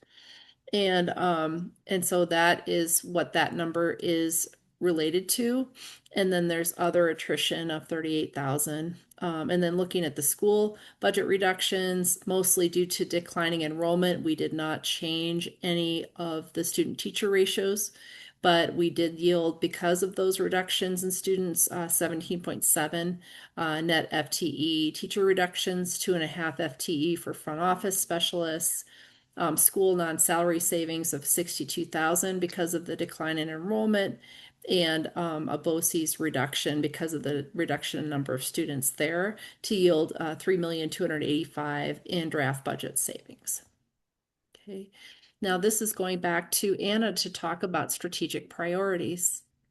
You bet. Thanks, Chief Chicoine. I'm not going to say a ton about this, but we will continue as we bring budget components to you and start to develop budget narratives that go with a lot of the department budgets to lift up where initiatives and investments that are directly tied to our strategic plan are showing up within the budget. So as you can see here is an initial breakdown of each of our priorities and some of the investments that you will start to see in individual budgets, department budgets, team budgets, staffing plans, and salary plans. So just wanted to start, as we started with that priority and that theme around balancing change, we want to be responsive to the dynamic environment around revenues and make sure we're maintaining consistent alignment to be about investing with our general fund into the strategic plan. So these are some of the things that when we get to the kind of updates at the end of the year on the strategic plan are connected to the budget. Okay, thank you, Dr. Cole. So the next slide is looking at what to do with the potential available funding. We do show that $181,000 surplus. It could be needed for early childhood education. So we still have this need out there. And then also looking at that $729,000, we're really reviewing closely all of our enrollment data just to make sure we've got that captured. And it's dependent upon final budget verifications. This is all in flux, and this is really the earliest we've really ever, to my knowledge, I mean, I know definitely since I've been here, provided this type of a roll-up of the budget. So for everybody to review, to give a lot of time for people to review the budget and to get their input into it. So it's definitely not fully baked. So, but it's getting close. So anyway, so it's to be determined. So looking at 27-28 future outlook, there's still a lot of things out on the horizon we have to watch. The federal funding unknowns, student enrollment, the projection to continue declining. FRC is one-time savings that we're going to need to add that cost back for 27-28. Increases continuing for health insurance anticipated because inflation is not going away in that arena. In looking at other inflationary pressures on the budget for utilities, things like that, a lot of the commodities you're going to see, I bet you're going to see increased costs this year. Looking at all of the things that I've seen in the market and what the analysts are saying. So we are losing funded student count due to averaging because we keep losing the number of years we can average, first of all, and secondly, then we lose the students as we have gotten lower and lower.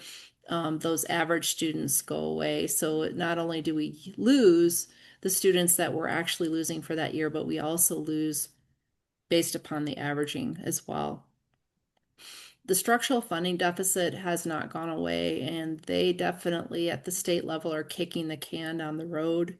So that is something that is still to be determined, and it underlines the importance of retaining an alternative funding source for recruitment and retention goals. So that's just something to note as well. I wish we could do more. We've been trying to get tighter and tighter on the budget, and the one thing that I really feel good about is that we have everything captured, number one, and number two is that we're accurate and we're getting tighter and tighter each year, which is really good that to be able to provide this level of transparency to our community. Timeline, what's next? So you're gonna see me a lot. Maybe not in person today, but definitely through June 10th, we're going to have a lot of discussions between the Finance Committee and definitely at each open board meeting as well. But we're also, for the next meeting, we'll provide a legislative update again, as I have noted, and some additional updates on the general fund. And then I'll also add in the 25-26 projection. We're starting to roll that up also. Looking at board questions and information requests, which are also rolling in, which is really great. We're trying to make sure to get all of that to everybody timely, and starting to include other fund information and budget narratives. So So anyway, that is pretty much it. The budget calendar is linked to this presentation also for your reference if you wanted to see any additional detail there. Okay. Thank you so much, Chief Chicoine. And yeah, jumping to the budget calendar helped relieve my anxiety as I have, as we gather questions. This is not a final action night. So the board is invited to ask clarifying questions, identify where we need more information and more detail, knowing that we're going to see this quite a few more times. So to open up discussion, Director Kuenberg, welcome to the evening. Why don't you kick us off? Thank you. And thanks for having me come in late tonight. Wearing multiple hats is not always easy, so happy to see you. I'm here. Chief Chicoine, thank you for this thorough update. I'm grateful to see where the legislature is currently. And I feel like I always say this, that every year we get to this point where we all sigh collectively after a lot of months of fretting. So it's good to be here and see that some of this is holding. I don't have a lot of specific questions on this. I think my questions really are around the things that are still in flux. I just went over the budget calendar too. And I think in light of even public comment tonight, the one question that I do have is, are we going to build in opportunities for public discourse? I know the board has been invited to all finance committees at this point, and I feel like we have very good systems down now, finally, for the governance team and staff. And I'm wondering, and this doesn't have to happen in this cycle, but I'm wondering if there is any plan to engage the public in any way in these discussions, more intentionally than we have in the past. I can tackle that, Chief Chicoine, and if you have anything to add, please jump in. I would say right now, no. We do not have anything formal beyond these meetings and public comment. I will say that in part of our MLO exploratory process, we are now planning in like a May. We did kind of a roadshow in March. We're planning another community roadshow in May that would refine our would refine the committee's presentation and proposal based on a lot of what we're hearing in the community. I think there's a general lack of understanding of how property taxes relate to school finance, and it's very confusing, but the fact that increases in people's property taxes and increases in the dollars going to the Roaring Fork schools does not mean we're getting more money. That's a real fundamental misunderstanding that we need to correct. So there is opportunity upcoming in continued MLO outreach and information and education. And you'll see, because this has been a theme in the roadshows we had in March, that educating our community on school finance really matters. But we right now don't have anything formal on this, like specific budget and input on it. Chief Chicoine, anything you want to add there?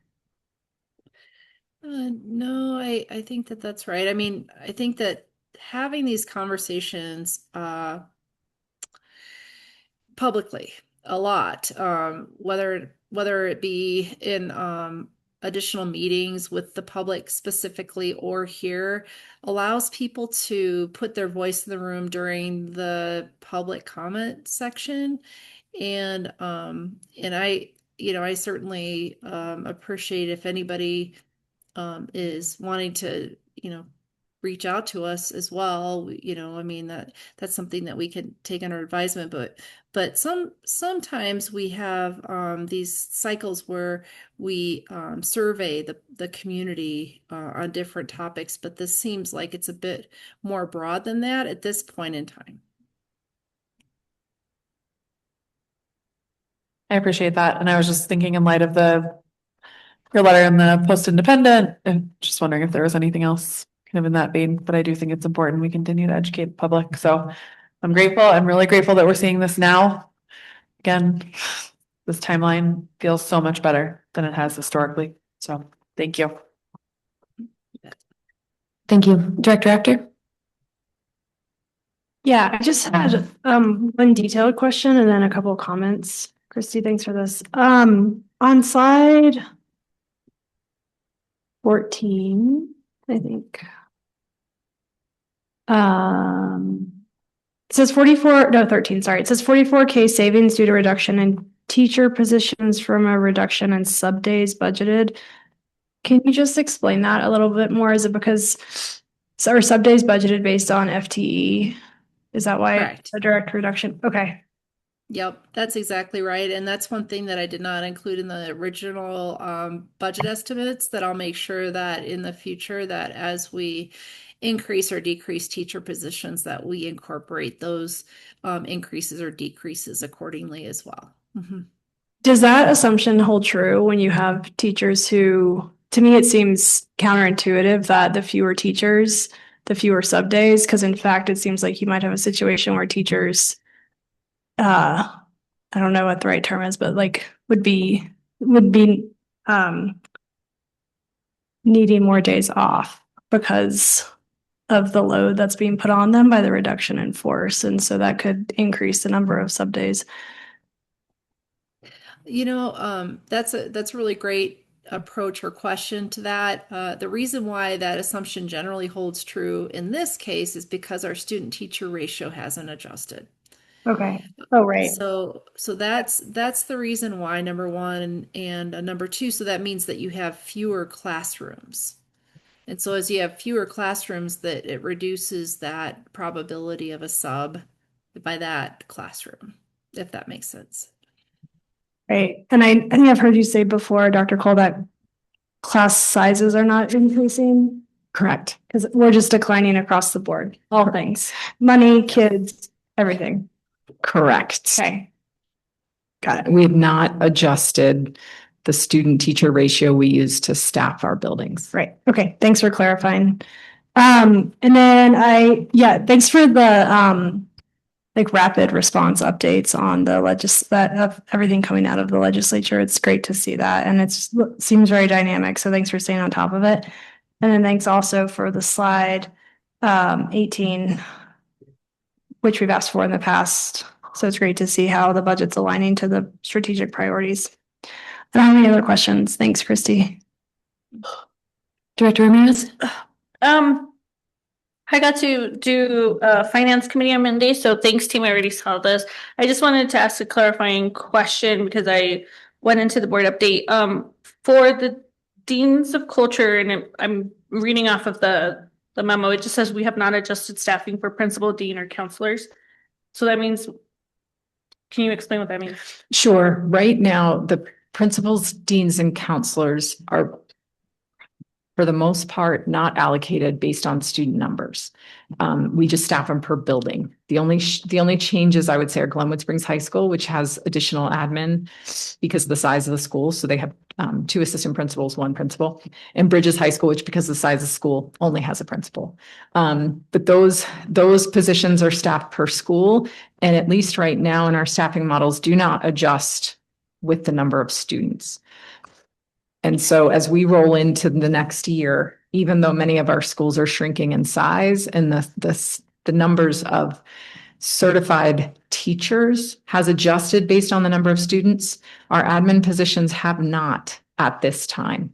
I will say there are working groups and admin, probably certified IBB, that are really looking at those positions as well as other positions that are staffed kind of per school and saying, hey, what's the point at which a school gets so small that those do need to be adjusted? And can we get to some agreements much earlier next year that would impact how we staff our schools in 27, 28?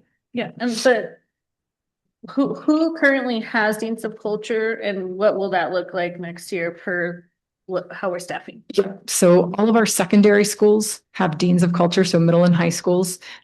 Some elementary schools have staffed a dean of culture, but they've done that out of the staffing that they have. They haven't gotten their number of certified teachers and a dean. They've gotten their numbers of certified teachers and allocated from that to a dean. I think an exception being Basalt Middle School is really trying to manage the programs that their students are getting access to and really trying to lean in on a Spanish language arts program. And so we've allowed and supported their direction for this year because of constraints and priorities to allocate their dean FTE to a Spanish language arts FTE teacher because they're making that decision in their own local school about where their priorities and needs are. Awesome. So next for 26-27, where the assumption is everybody will have secondary will have. Okay. You got it. I shared some of my concerns with with the finance committee. When we met, I think at the end of the day, I'm grateful. I've said this before, one, that we have finance committee. But two, that we have worked so hard to have this budget presented to the board with enough time for the board to really dig into it and for us to really ask the questions and not feel like we're being rushed. And so my push to our team, to the board, is really for us to make sure that we're taking advantage of this time that I, as a board member, have not seen during my tenure. And I really want to make sure that as much as possible that we're able to ask some of these really strategic questions on not only how we're investing in our strategic priorities through the general fund, but also what investment we're making towards closing the achievement gap. And so that is, I think, my only feedback. I appreciated the update, Superintendent Cole, on the strategic priorities and our investments in the schools. I think that's great. I think we should continue to have that conversation on what that looks like. And then, my push again is just for us to as we continue to have that conversation, how also are we doing that towards closing the student achievement gap? Thanks, team. Director Nemo. Yes, I actually have kind of a lot of questions, so answer me as briefly as you can, and hopefully I can get it. I guess I don't have tons, but okay, if I understand right, I'm still kind of stuck on this whole governor's proposal. From what I looked it up, and basically the school part of it is we're going to get $413 more essentially per student, but we're going to have fewer students, so we'll have less money. When I looked it up, I couldn't quite get much more out of it than that. Okay. Now, are you looking at what is the governor's proposal? What does that really relate to or pertain? Okay. Yeah. So really what that is it's a starting point for the legislature. So the governor kicks off the legislative session early, if you will, and says, this is what I think the budget is going to look like. And he puts a proposal out there before the legislative session. Okay. And so a part of that is the School Finance Act and all of the school funding. And so a big portion of that then is what's called the total program funding. And as you indicated, the per pupil revenue. And then I actually work with the state to make sure that we have the estimated number of students correct for the ensuing budget year, so that the numbers that the state puts out there in their spreadsheet are congruent with what we're putting in our budget. So that's generally what the governor's request is. Does that help?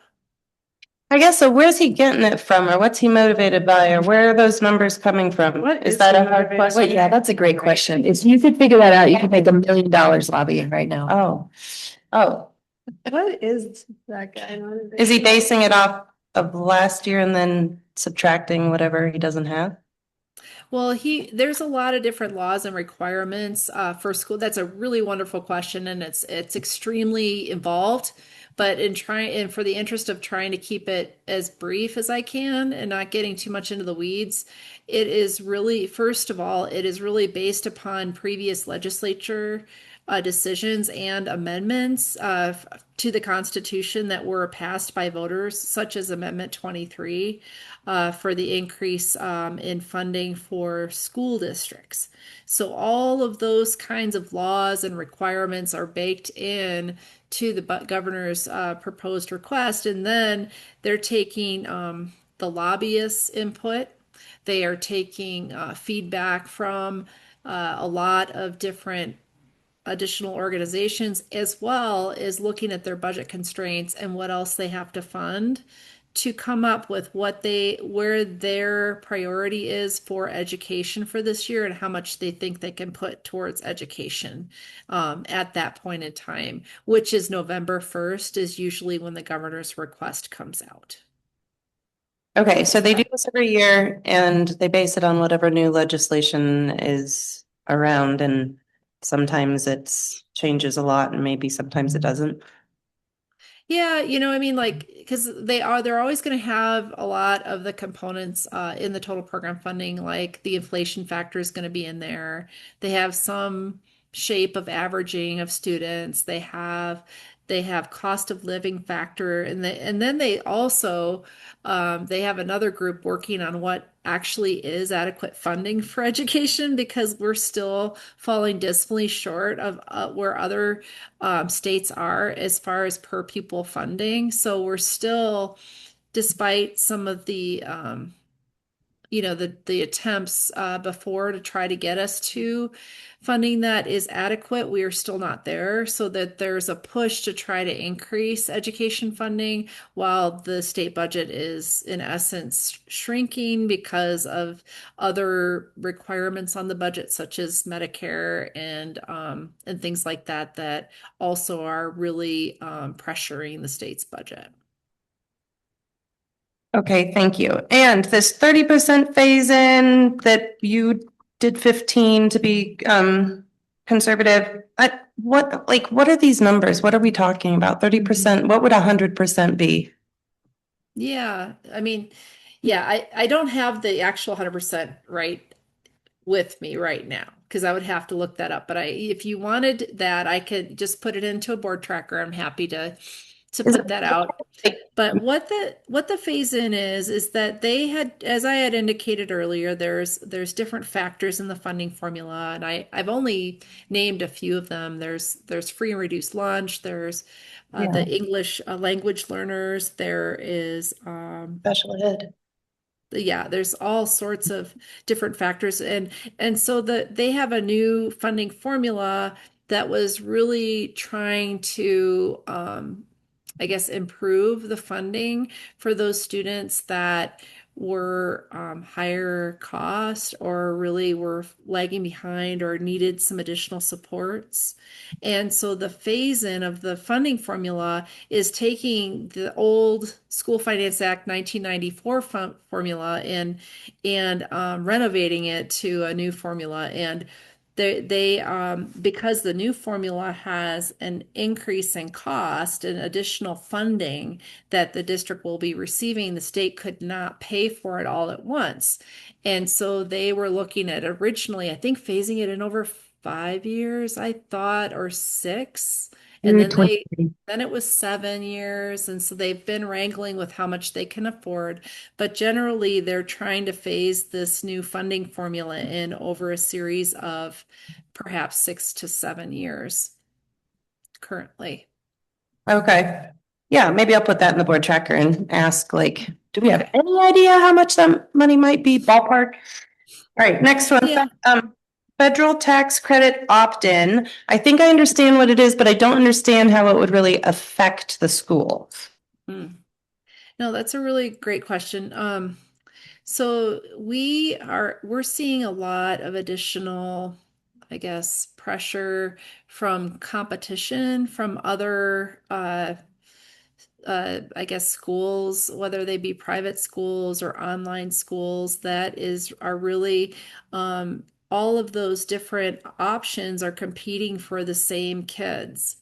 So as you have something like a voucher program that's put into place, it makes it even more affordable or more enticing for some parents to move their kids out of public education, which then, as we all know, could yield additional declining enrollment. So that is I guess the nexus. Voucher. It says it's a tax credit that the individuals can then put towards scholarships.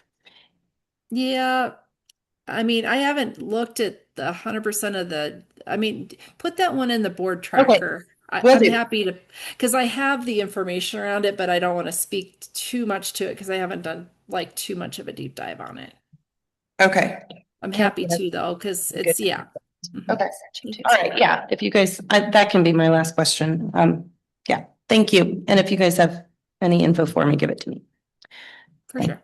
All super good questions. I sent you a quick link. That's a good summary of the funding formula that they're talking about with the 30%, 15% phase in, that I found to be useful. And Yeah, so I will jump into a few comments. Again, just appreciation for the continuity here. It's so helpful too when you broke down the original proposal to what we changed in this draft version of the budget. So thank you for taking the time to do that. My question was, how's the attendance at the virtual meetings with staff asking questions about the finance? How's that going? We have pretty good attendance. I mean, I think earlier we had more people, probably 24 that would show up, and now we have a handful. And when they do show up, we also have Christina Vargas had also put out a form that people could ask questions that way that we answer online during the Q&A, and we've had a few of those questions. So I'd say that it's actually pretty good participation, and we've had great questions from our staff. Yeah, thank you all so much for taking the time to do that. I know that's a lot, but it's really valuable to stay transparent with our staff, especially. Okay, so Tammy, it's funny you mentioned the opt-in option. I have it on my notes to express disappointment in our governor's decision to opt into the federal tax program. And you just did. And I just did. I should celebrate. No, I don't have more questions for the staff. So my comment for the record is that in the state, we need to strongly support House Bill 26-1292, which is at least trying to rein in the scope of the scholarship granting organizations that would have access to public money to make sure that they can be upheld to the same standards that we do in education, which is non-discriminatory practices and making sure of supporting students with disabilities. So the idea is that we're taking public money into this voucher program that parents can send to other organizations that grant scholarships for tuition. And we need to make sure that the public money has transparency and accountability attached to it. It's kind of the first baby step towards a voucher program, and you can look up Arizona's education situation right now in their public schools if you want to see where that road leads. So yeah, there, I expressed it. Thank you so much, Christy. 5 minutes of open discussion. For anyone who didn't get a question in, has more need for information. The Medicare line on insurance, that's just for over 65. Like, no, where does the Medicare come in? So we actually are required, it's part of Social Security, it's Social Security Medicare in other businesses, but we have para and Medicare. And so the Medicare line is a requirement that the employer pays 1.45% of everybody's salary towards Medicare. Okay. And we pay that to the federal government of their salary. Mm-hmm. No, that's good. And I guess the smoothing factor, that was another question. Is the smoothing factor and the averaging, the 3-4 year averaging the same thing? It's similar. They're similar concepts, but what the legislature has tried to do, and they've actually created a work group to look at what's called a smoothing factor, because when you get from 3-year student averaging down to now, the next reduction would be to 2-year averaging, it gets to be so impactful on the revenues for a school district that it can really take a school district south with its finances way too quickly. And so instead of doing that, now they're looking at a smoothing factor to take and to replace the averaging, but they haven't yet gotten there yet. Perfect. Thank you. Yeah, you're quite welcome. Excellent. Well, our next business in order. We're all done. Oh, sorry, I didn't mean to. No. Okay. Sorry. You're all good. Is a discussion on policies JIC, CJ, GCS, and GD. Nope, sorry. There's one up here. Next business in order. Sorry, I'm looking around here. We're going to look at all of those. I'll keep reading. Yep, GDA and GDAA. I appreciate the centering there. Sorry, I'm getting a little cross-eyed. And I just wanted to know if staff had anything to offer on the cell phone policy before we open board discussion. Yeah, I think that'd be great. I think some folks would love to hear hear your thoughts. The memo, I will just note for those listening in, is very helpful. So please join us on the agenda, live on the website, Board of Education, follow the links, and it's all in there for you to read. Yeah, glad you mentioned the memo, Director DeFrady, so we won't say much beyond. There's a ton of work that happened in this policy. We've been working on this since October, especially Equity Advisory Council. And I will name that like 3 of the 4 seniors that you worked with and both of the seniors who were unable to make it from Glenwood sit on the District Equity Advisory Committee. So they've been working on this policy all year. They did research. They looked at sample policies and they really were the crafters of the first version that then went out to other groups. Anything else we need to add? Okay. I'd also just like to note for the record before we open discussion, the vast majority of comments tonight that were submitted were in relation to the cell phone policy. So another great snapshot of the community perspective on this issue if directors or public wants to do some reading. Let's get started with Director Ramirez. Thanks. Well, team, I was part of policy committee when we reviewed this. So I feel like we've already shared, or I've already shared some of my questions. I did add after we had our meeting, just a sort of a push, nudge, I don't know, that the only section that could be potentially missing is transportation. I did review some of policies from other districts in the state, and that was one section that they had where, you know, our cell phones allowed on buses, especially if we're picking them up. So I just wanted to flag that for the team. I think, you know, that would be a good thing for us to know if there is an expectation. We want to take that back to the council, or if there was a conversation that already was already had. And I think I just wanted to flag it for this team. You know, I would say it'd be, if the board has strong direction on that, and then I would like to defer to Director Hathaway and Dr. Park.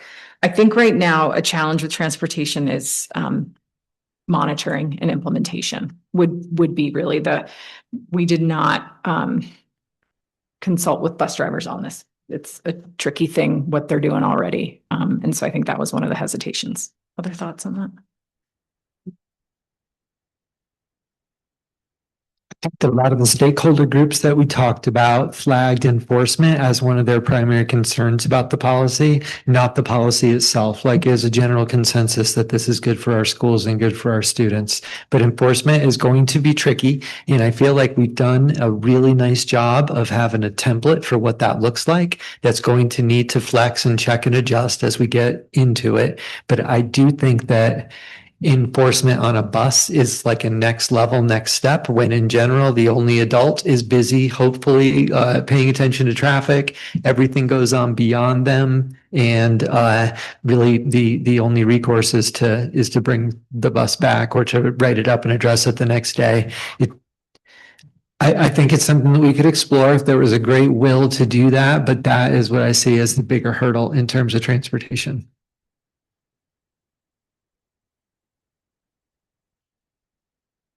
I think, I mean, I hear you guys on enforcement. Obviously, I think all around that's going to be tricky. My only push to the team again would just be the consideration and exploration of it, only because I do think we have had conversations or, you know, situations have happened with kids on the bus. And so that's a nudge more so than anything. I obviously, whatever you get, I defer to you guys. I also feel like we got a lot of people in public comment that we're very inspired by this. And I feel like we could very quickly say, hey, parents, do you want to ride the bus with your kids while we roll this out? I'm not saying we should do that. I'm just saying it could happen. I could see parents, you know, wanting to be enforcement officers on the bus. And hey, that's strategic priority for community engagement, parent engagement. So just wanting to make sure I flag that. Yep, that's it. Director Kuhlenberg. I am in full support of us implementing this policy. I think that as to transportation, I would agree with staff that feels very tricky and difficult to me. And I feel like hopefully less and less children will have cell phones in hand once we pass this, and it won't be as big of an issue on buses. But I don't think that it is a great idea to try to do that now. I feel like it just makes it too big. I think your question, Director DeFreitas, about off-campus trips, outdoor ed is an important one. I feel like those are the times when parents want that connection point. And so I'm curious if that's been considered, and then how we're dealing with enforcement and discipline in those scenarios. Like if you're, we've got a football team back on a 5-hour bus ride, what are we?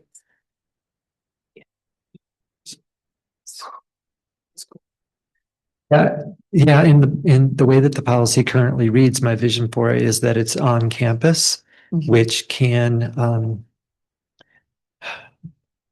there are times that on-campus definitions include like those other activities. And so I think that it's going to need to be something that's really clearly stated in parent permission slips before you go, to have those communication plans in place. Like teach, I imagine just with teacher communication, for example, on a field trip, like here's the number where you can reach your child, you can reach them through me. I have really high hopes for the Parent Square app that's going to help a lot of this communication go on. Does that make sense? It does. Yeah. I would just encourage us to be proactive with communicating that to parents. Yeah. I think that is where the worry comes in, right? Like my kids at a play rehearsal during tech week, and they're at school 5 extra hours a day, every day, the entire week, and might get out at 7 and might get out at 9. So I think getting parents back into the habit and kids into the habit of relying on a trusted adult to use their device or using the app or the other forms that we have, it's going to be a major cultural shift. It is. I agree. And I think, I think the communication overall is going to be a real key to this. Like as we launch into next school year, that every school, really launches into an actual campaign to make sure that parents and students are really educated about what this is going to look like and what they can expect. I think it's an example of one of the sticky pieces, but the clarification, I think an after-hours sporting event, it sounds different and feels different than a school-sponsored event, like an overnight trip or a field trip. And so because they're partaking in a school type of activity, that might be the distinction, similarly to where we have behavior expectations that apply even if you are on a field trip. But that's definitely a detail that we would need to clarify. Will there be an associated regulation with this for staff? And yeah. I mean, we drafted and there was linked some guidance, and I wonder if Director Hathaway, you want to speak about the implementation guidance? I don't know that would be a board regulation, but we definitely already, the team has started to draft. Yeah, I don't think it would be a board. I was just curious if you guys have gotten that far. Oh yeah. Yeah. I've also, I know we're just going back and forth. I've also worked with school leaders, with deans of culture, with students on starting a draft on what response looks like to cell phone violations. And I believe that the policy refers to this will be addressed in the matrix. And so this guidance will be linked into the matrix. And right now where it is it goes and talks about, I think there was a concern that is a really important concern, that we're not putting teachers in the position of being engaged in constant power struggles over cell phones. So we tried to be really clear about what a teacher's responsibility is and what a school leader's responsibility is with this, and even give teachers some language to avoid power struggles, to give them almost written permission to drop it before you get into an argument about it, and to refer it pretty immediately to school leaders to take care of it. And the remainder of that guidance kind of talks through what happens if there's one violation, what happens if there's two, what happens if there's three. And the general policies all start with bringing that cell phone up to the office, students retrieving it at the end of the day, and then additional offenses would be bringing the cell phone up to the office, and families have to retrieve it at the end of the day, and then continued offenses turn into parent discussions and contracts and agreements and things like that. The general core of that part of it came because all of our schools already have cell phone policies, and all of our schools already have these lists of accumulating offenses and how it escalates. And so this was really just a general like synthesis of lots of that different work that the schools have already done into one overriding document. Director After?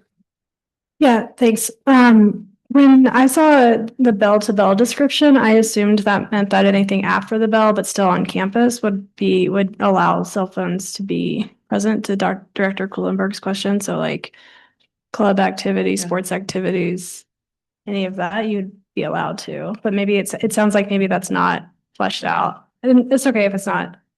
I think that's right, actually. I do. I think that it's bell to bell because what we're really interested in is like preserving teaching and learning, right? So it's bell to bell. But the original question that Director Kuhlenberg had was about field trips and school sponsored activities. So that's like still within that bell time. Yeah. Yeah. So it's within the same time, even though it's in a different space. Whereas like, an 8:30 at night basketball game at Roaring Fork High School, that's different. That's beyond the bell, and people are going to behave differently at a sporting event. Yeah, I find that framing to be really helpful Mhm. because it means that kids can call their parents to pick them up.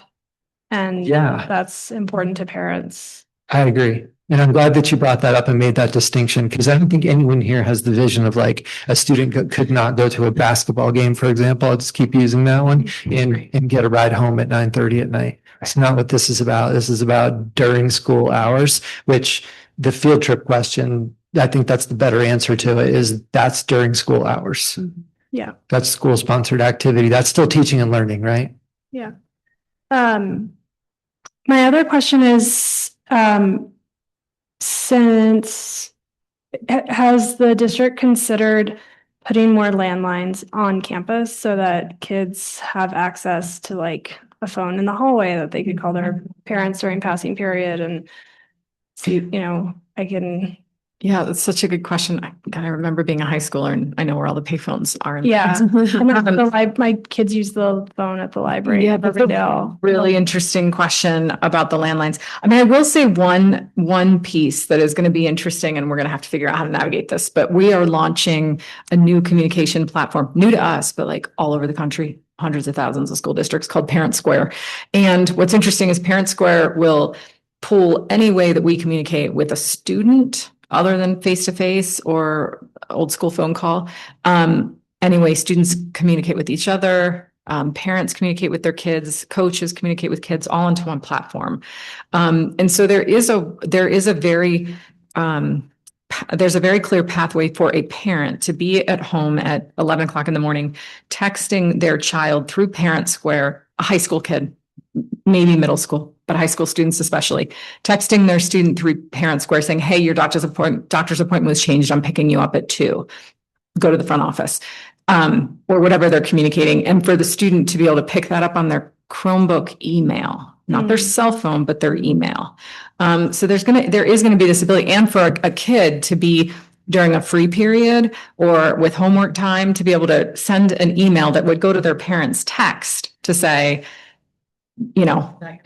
I got your message. Totally. So there is going to be this opportunity for that kind of communication throughout the day, but not on a kid's phone, on their Chromebook. We're going to have to see how that works. It'll be really interesting, but it will be a component of this. That sounds very cool. It's a good push on the landlines too. Yeah.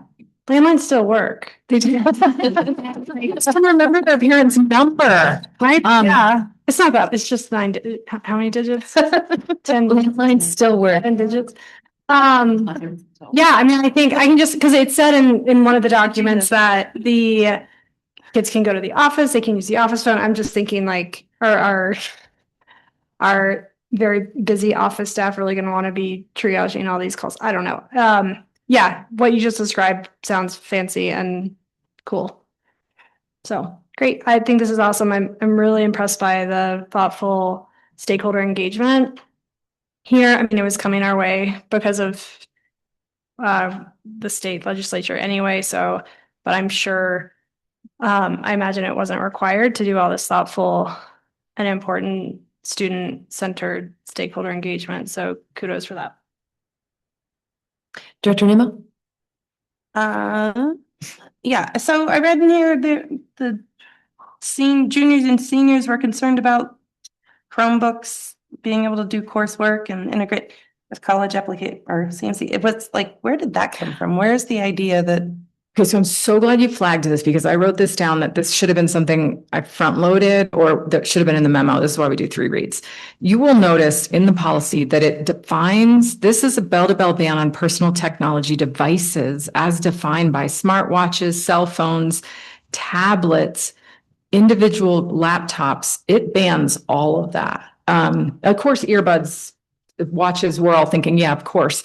A lot of our high school students, especially our upperclassmen, end up bringing their own laptops to school. They think they're a little zippier than our Chromebooks. They have more access. I think some of the students who are taking concurrent enrollment courses and using other information platforms report to us that they can't always access videos or, there's some technical components with the district authorized Chromebooks.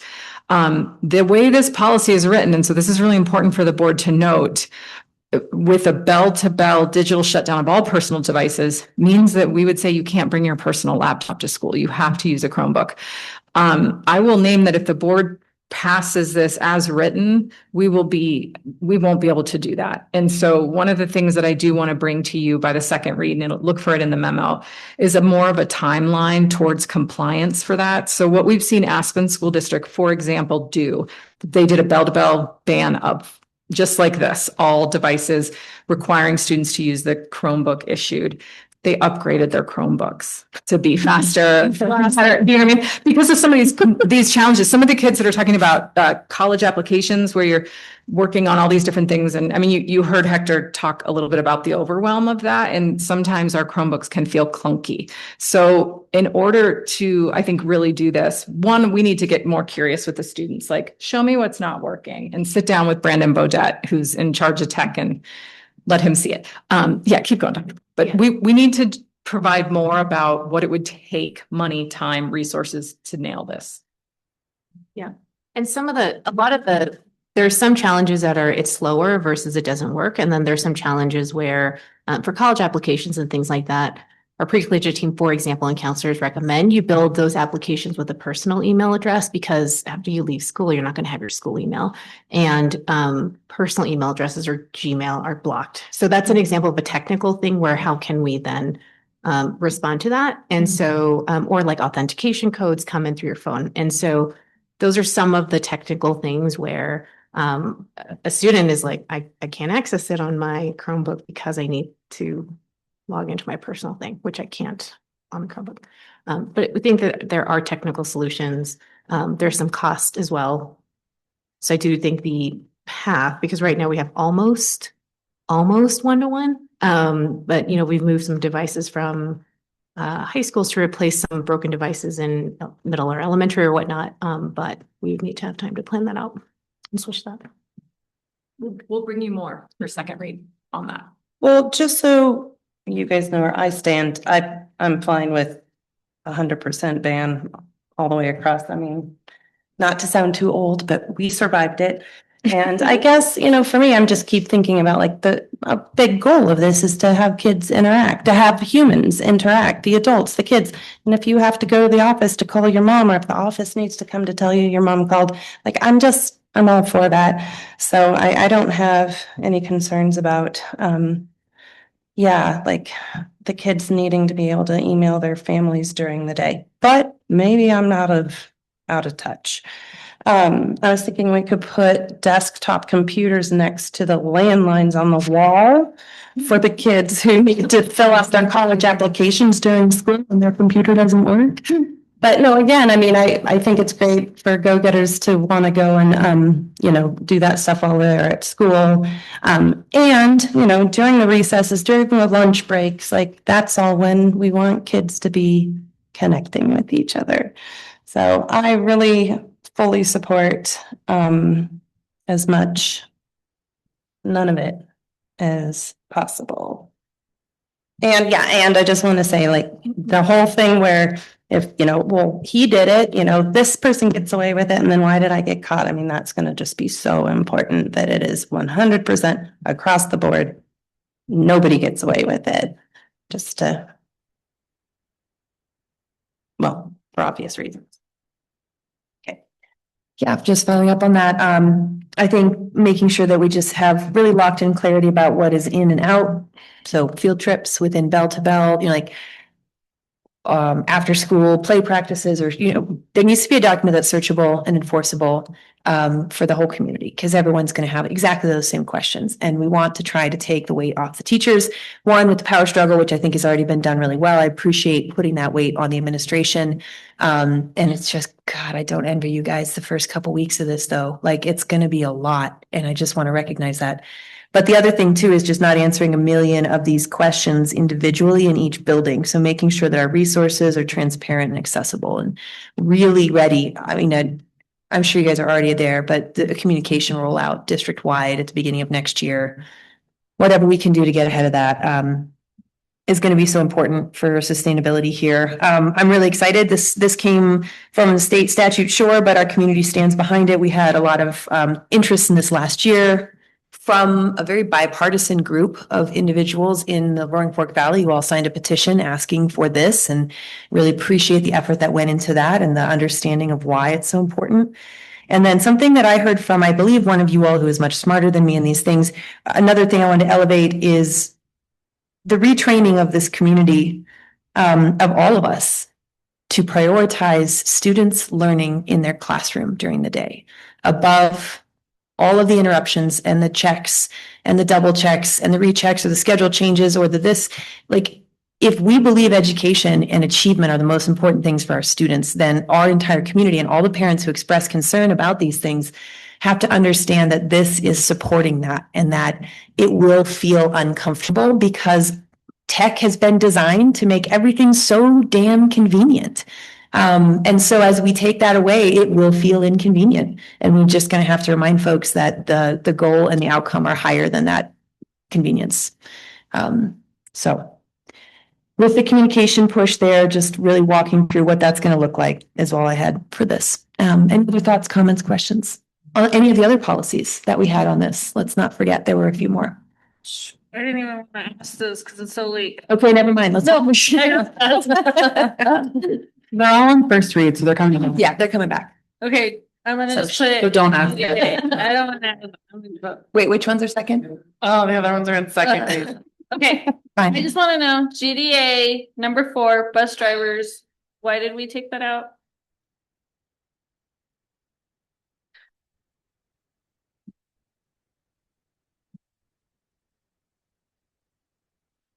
Oh my gosh.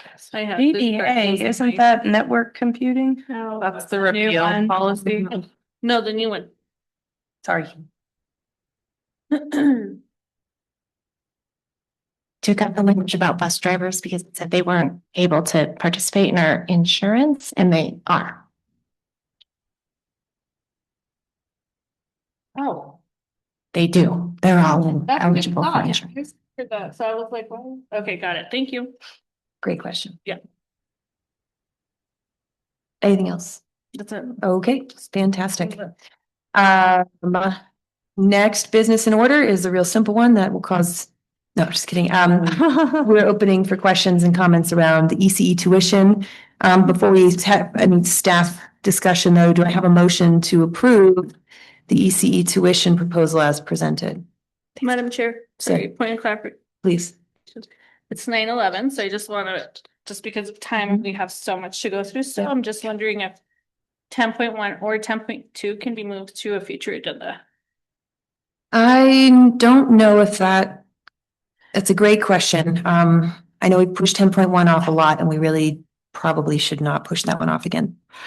And 10.2 is time It's timely as sensitive. well for registrations for health insurance. I mean, we're doing open enrollment. Yeah. Okay. Thought I would ask. But we all read the memos. I know which one we can push off the agenda. Betsy. I can cede my questions on everything to save 2 minutes. Well, let's move into both of those. We do have to get through them, but just staff be mindful, or board members being mindful of, like, are we asking for actual changes, or is, anyway, let's try to keep it as focused and prioritized as possible. Dr. Cole, did you have anything you wanted to offer on EC before we open? I would just say lots of thanks to Director Kuhlenberg, who helped us in response to board comments, lower the tuition increases, redistribute them more broadly across all components, look carefully at comps and bring back, which was something we heard a lot from staff and heard general support from the board, the staff sliding scale. So those are the key changes in response to your feedback, staff and community feedback, and Director Kuhlenberg's support and consultation through this. Is there anything else, Director Kuhlenberg? Yeah, Director Kuhlenberg, do you want to jump in with comments? No, I mean, you'll see in the tuition rates that have been brought back forward, one of the things that we want to do is recognize the true cost of care. It's very expensive to provide infant and toddler care, and to reflect that in rates to help educate the community.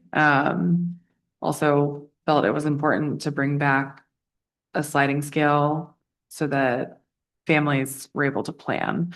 We know that we provide assistance from a number of avenues, but not having concrete numbers is difficult for people, and it makes it hard for people to engage in the systems. It's 9:15. I'm getting real tired, guys. Sorry. Those were the big things. I think that where we've arrived is a good place to be. Director Nimmo? I trust you guys. I trust the experts. I mean, I'll pay attention to this and yeah, but great job. Thank you. I have one question. Can I ask one question? I'm curious if we know, we might not, in a typical year, how many of our staff fall into these various categories? And if we don't, that's okay. I'm trying to remember the exact numbers. I feel like it could be a board tracker. I know that what we contributed to this was about $160,000 this year. I want to say it's 16 families. That's what the memo or the. I thought it was in a memo. I thought it was in something. And I think we're anticipating it's going to be about the same. Okay. Does that help? Yep. Okay. Director Apter? Like Director Nimmo, I trust the experts on this, and I also think it's really nice that a negotiated agreement was arrived at. So thank you for the hard work on it. I don't have any questions. Director Ramirez? Thank you, Director Kuhlenberg and team on this. I appreciate bringing back the sliding scale. Just to clarify, the sliding scale is the same for Basalt and all the schools? Okay, great. Correct. And I think just because, we've had so much feedback on this, and there's just, it's been, I think just an investment from all communities to make sure we had this conversation, we took our time with it. I really appreciate that. I appreciate that we took it back. But I think just moving forward, it would be great to have it come earlier, because I was thinking of like the timeline for us. So that way we don't all feel crunched for time to get this passed. Thank you. Thanks. I appreciate all of the engagement, especially from Director Kuhlenberg taking the time to do the research and help support these numbers. Just if you are interested too, this is noted in the slide in the budget update when it's 2026-27 general fund first draft. Note 156,000 of this may be needed. Nope, that's different. Sorry. Never mind. But what I'm trying to bring forward, again, it's late, is that we are going to have a whole slew of difficult choices. This is one. We are making one right now that will impact others. And I know staff has really worked hard to try to find a way to thread the needle of the board's direction and the reality we're all facing. So I just appreciate that. Did we get a motion to approve this before we open discussion? I can't remember. I can make a motion to approve it as presented. Do I have a second? I'll second. Are there any further comments or amendments? No, just why is Basalt separate? Basalt offers year-round care, and the other programs offer school year care. I can't tell. Okay, thank you. Then we call the vote, please. Aye. Aye. Aye. Aye. Aye. Motion passes. Thank you very much. Next business in order is the approval of Health Insurance Collaborative Solutions Team Benefits Recommendation. Before we open discussion, do I have a motion to approve the Health Insurance Collaborative Solutions Team Benefits Recommendation? I make a motion to approve the Health Insurance Collaborative Team Benefits recommendation. Do I have a second? I second. We'll now have 2 minutes of discussion for each board member and 5 minutes of open discussion if needed. Director After, do you have questions or comments? Just no questions. I mean, my comments are just that as everyone knows, the prices are just so hard to swallow and they've gone up so much. And that's not a comment on this memo or this district's numbers. It's a universal comment. And just on the way here tonight on the radio, driving from Aspen, there was a story about the cost of insurance going up because of GLP-1s and other expensive healthcare. So I'm just so sorry that we find ourselves in this situation, but I appreciate all the hard work that went into keeping costs as low as possible, which I know feels brutal to staff. I don't have any questions. Director Ramirez? I just want to encourage the team's community to read the memo. I think it's important. I think we're continuing to have conversations. I feel like I've shared my comments and concerns with our team just in regards to our budget, money, what this looks like, health insurance, the Valley. I think even from our update today, I think it's really important for us to maintain our conversations on the healthcare committee to what the future is going to look like for us. And, I would just encourage the team to be strong and brave and have the hard conversations like our students mentioned today earlier rather than later, because I think we are all aware as adults in this valley that things are not looking like they're all gonna get better. So just wanted to make sure I flagged that for our team again, but I support this. Director Nimmo? I totally understand Dr. Ramirez's concerns, and I trust that Christy and Anna and everybody involved are really keeping that in mind. And I can't remember if it was during one of the Q&As or what, that I remember one of our staff asked Christy, basically she was saying, are you willing to take any risks for us, for the sake of the staff? And it was interesting, and Christy, she is, and I can see this is a risk that she is taking because she really values the staff very, very much and is hearing them and listening to them. And so I think everybody's eyes are really wide open about this. And it's scary. That's all. Director Kuhlenberg? Yeah, I sat on this committee again this year, and I think that yes, we're taking a risk to fund this again, and I also think at some point we're going to have to face the reality, and we are going to have to make tough decisions around health insurance if we continue on the financial trajectory that we think we are on. And so it's hard, and it's not just our district having these conversations, and I'm happy we got there again this year. But I also think that as board members, we need to remember that there are potential legislative things that could be done that could help correct this. And we need to think in advance and leverage our positions to push those as well. Because that's the only thing that I see as an off-ramp to this problem. So just wanted to flag that. I don't think that this is sustainable much longer. And also we need to be looking at how to impact it from a way that is outside of our control. So agreed. Thank you. And finally, just a recognition that this committee commits a significant amount of time across all of our different staff groups to bargain and find a way forward. Chief Buckman has worked very hard to try to bring forward the best options available and keep those conversations moving in light of reality. This is part of our bargaining process with all of these groups, and we just appreciate the amount of time that's put into it, because it's not easy to look at what's on the table when it's that difficult and decide which you're going to pick up.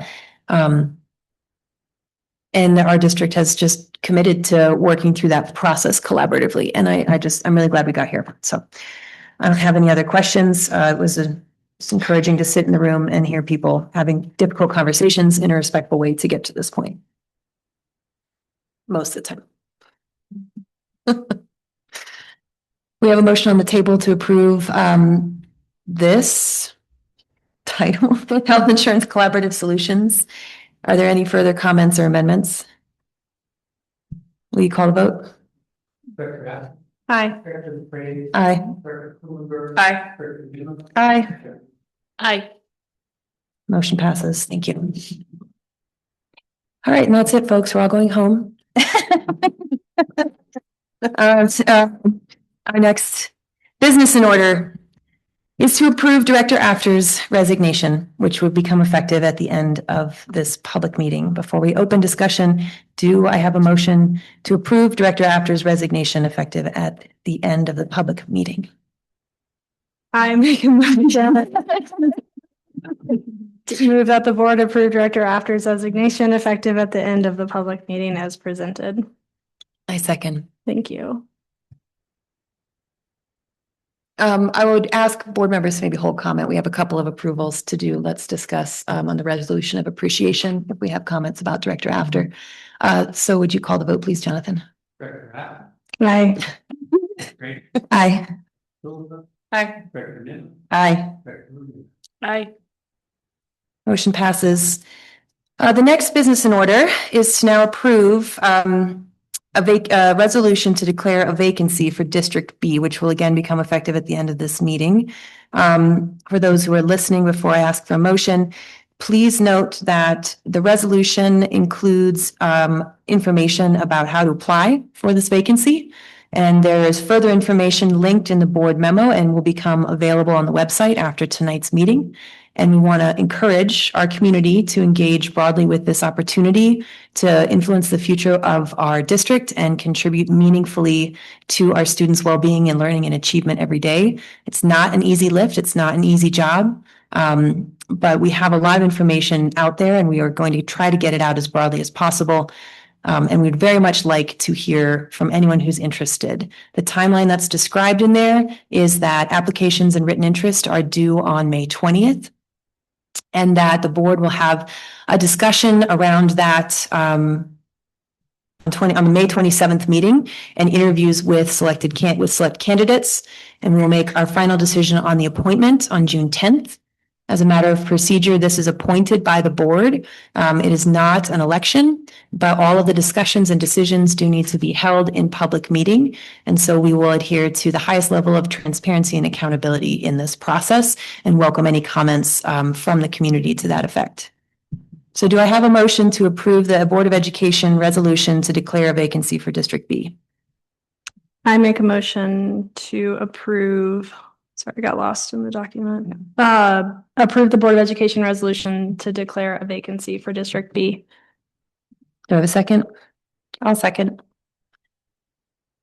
Are there any intervening motions to amend? Hearing none, call the vote, please. Aye. Aye. Aye. Aye. Aye.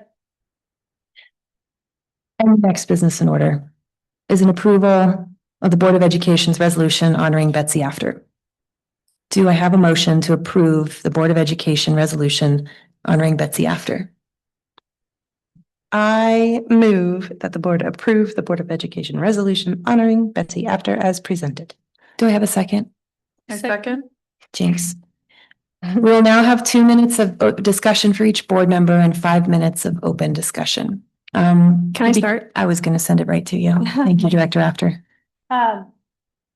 Thank you. Appreciate it. I'll try to keep it alive, Jonathan. Thank you. I thank you all for the opportunity to have spent the last 2.5 years in the trenches with you, including Dr. Cole, Jonathan, Amy, and the rest of the team. It's been a real privilege to have been entrusted with this role, and I regret not being able to see it through. I was telling Anna when we spoke last week that I feel like being able to have this position is a real privilege. And what I mean by that is that you have to, like, there has to be something in your life that allows you to give extraordinary amounts of time to a voluntary cause.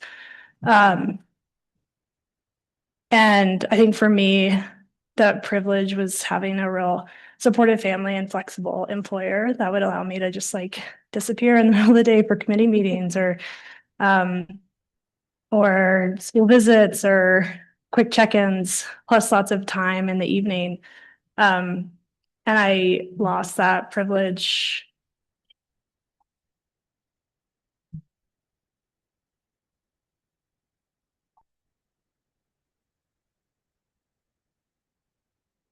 Just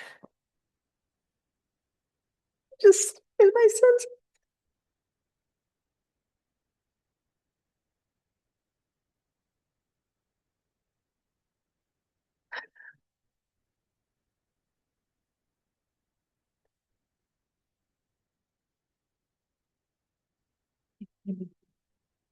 Yeah, I'm good. I do this all the time.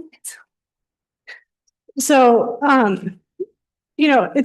it's a privilege, and I think we all have experienced that, and we all have something in our lives that gives us the ability to give time to something that, it just takes a lot, and we're not compensated for it, and we are, but, oh, thanks, Casey.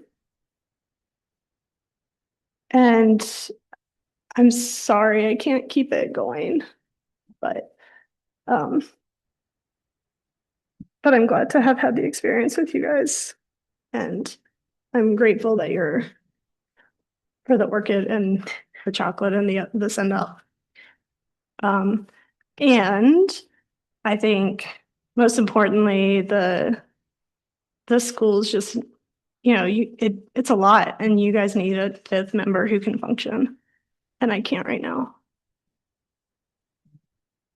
Thanks. Thank you. Your resignation letter was really well written, and it just made it very clear what your family's facing. Yeah, thank you. Director Nimmo? Also, we don't have to do like a fucking round robin. Okay. Like, Who would like to offer thoughts? I expect you to show up at board meetings when there's something intense, come and speak and support us. I expect to see you out in the world. I expect to see you around the school. So, you're not leaving the community. Yeah. And I'm going to call you for advice. Are we really doing? Oh, okay. We really don't have to. It is late. You guys can go home. No, I think, it is such big work to be in this role. And I have appreciated so much your willingness to have integrity, to be honest, to say the things when we've needed to, and to just be willing to share your thoughts and be okay with discomfort. And I've really appreciated that opportunity to share with you as a board member, to be your colleague on this board, to see you when we've been out at events together. I think it's been really important for us to feel that we are a collective and that we are five and that all of us are different and have different opinions, have different lived experience. But I've always appreciated that you've been so willing to be like all of yourself, a mom, all the hats you wear, advocate, environmentalist, all of the things that you do, and still be willing to come here and work with the board and, commit to the things the committees that you had to do and all of the things and wear all the hats. And I have so much respect for you just in, being able, and like I said to you on the phone, like you're a mom, we're all moms, we all understand you. And my heart is with you guys. My prayers are with you and your kiddo.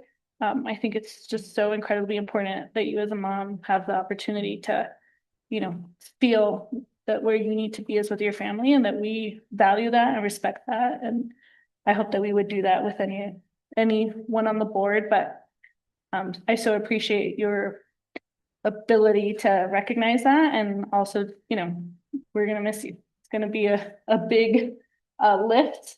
And, I'm so happy that we got to experience this together. I don't think I could say it better than that. But the one thing I will promise you, Betsy, is that I will continue the fight for having kids in school more days, not less. I will carry that forward. And just, echoing everything that Jasmine has shared and what's in the resolution. It's been an honor to get to serve with you, and I likewise support you making the decision that's best for you and your family. At the end of the day, that's where we're needed most. And this work is important and it is big, and also it's not the most important thing in the world. So we're going to miss you. It's going to be difficult to fill that, and I'm going to miss the levity that you bring to situations, and I will fight for something that's in school. Please. I'll use my time to read the resolution after we pass it. Motions on the floor for a resolution in support of Betsy After. Are there any intervening motions to amend? And hearing none, can I call the vote? Aye. Aye. Aye. Aye. Aye. Whereas Betsy After has served on the Roaring Fork Schools Board of Education for 2 years and 4 months, representing RVS, CRES, CCS, BRHS, and CMS with distinction, and during her tenure has contributed meaningfully on numerous committees while dedicating extraordinary time, energy, and care to the students, staff, and broader community.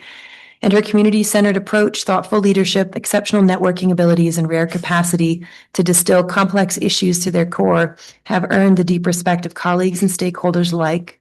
Whereas Betsy has made a lasting and positive impact on our schools by consistently placing students at the center of every decision.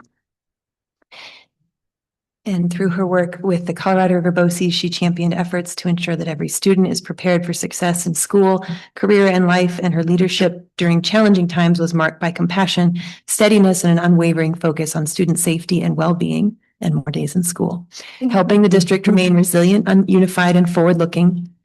Whereas Betsy provided steadfast, insightful leadership during periods of significant financial and organizational challenge, including complex health insurance matters and leadership transitions, Board President Lindsay DeFrades said her questions, experience, and keen insights have played a key role in many of the challenging and complex decisions we make. The time she and her family have dedicated to the work of being a public servant for our schools and communities has made a tremendous positive difference for students and families throughout the Roaring Fork Valley.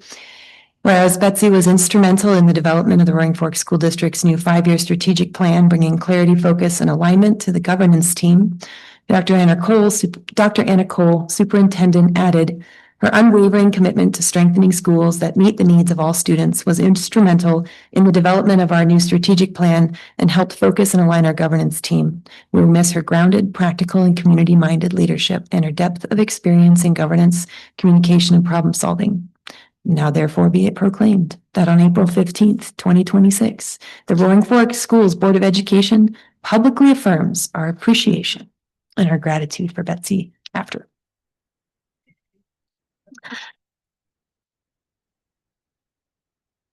Do you have to quit to get something like this? Yes. Or does it happen if we sign up? Serve your whole term. Oh my God, thanks. Thanks, guys. Okay. Thank you. That was. Maybe we should just have one of these for the. I would need. That's a good idea. Just put it in the. I would entertain a motion for adjourning now and having directors submit appreciations and committee reports via email over the next few days if they feel relevant to this discussion tonight. Is there such a motion I'm sorry. to adjourn? I make a motion to amend the agenda and adjourn now. If directors have significant updates or appreciations that need to be shared, they can share those via email over the next couple of days. I heard the one you want to share. We can connect on that. Yeah. Yep. Well, you told me to do it. That's what I know. It's me. It's all me. Do we have a second? I'm confused. Somebody second my motion. Do we need to call a vote on that? Yes. Yeah. Do we? Yeah. Okay. You can do it all in favor. Oh, Aye. Aye. Aye. The time is 9:37. We are now adjourned.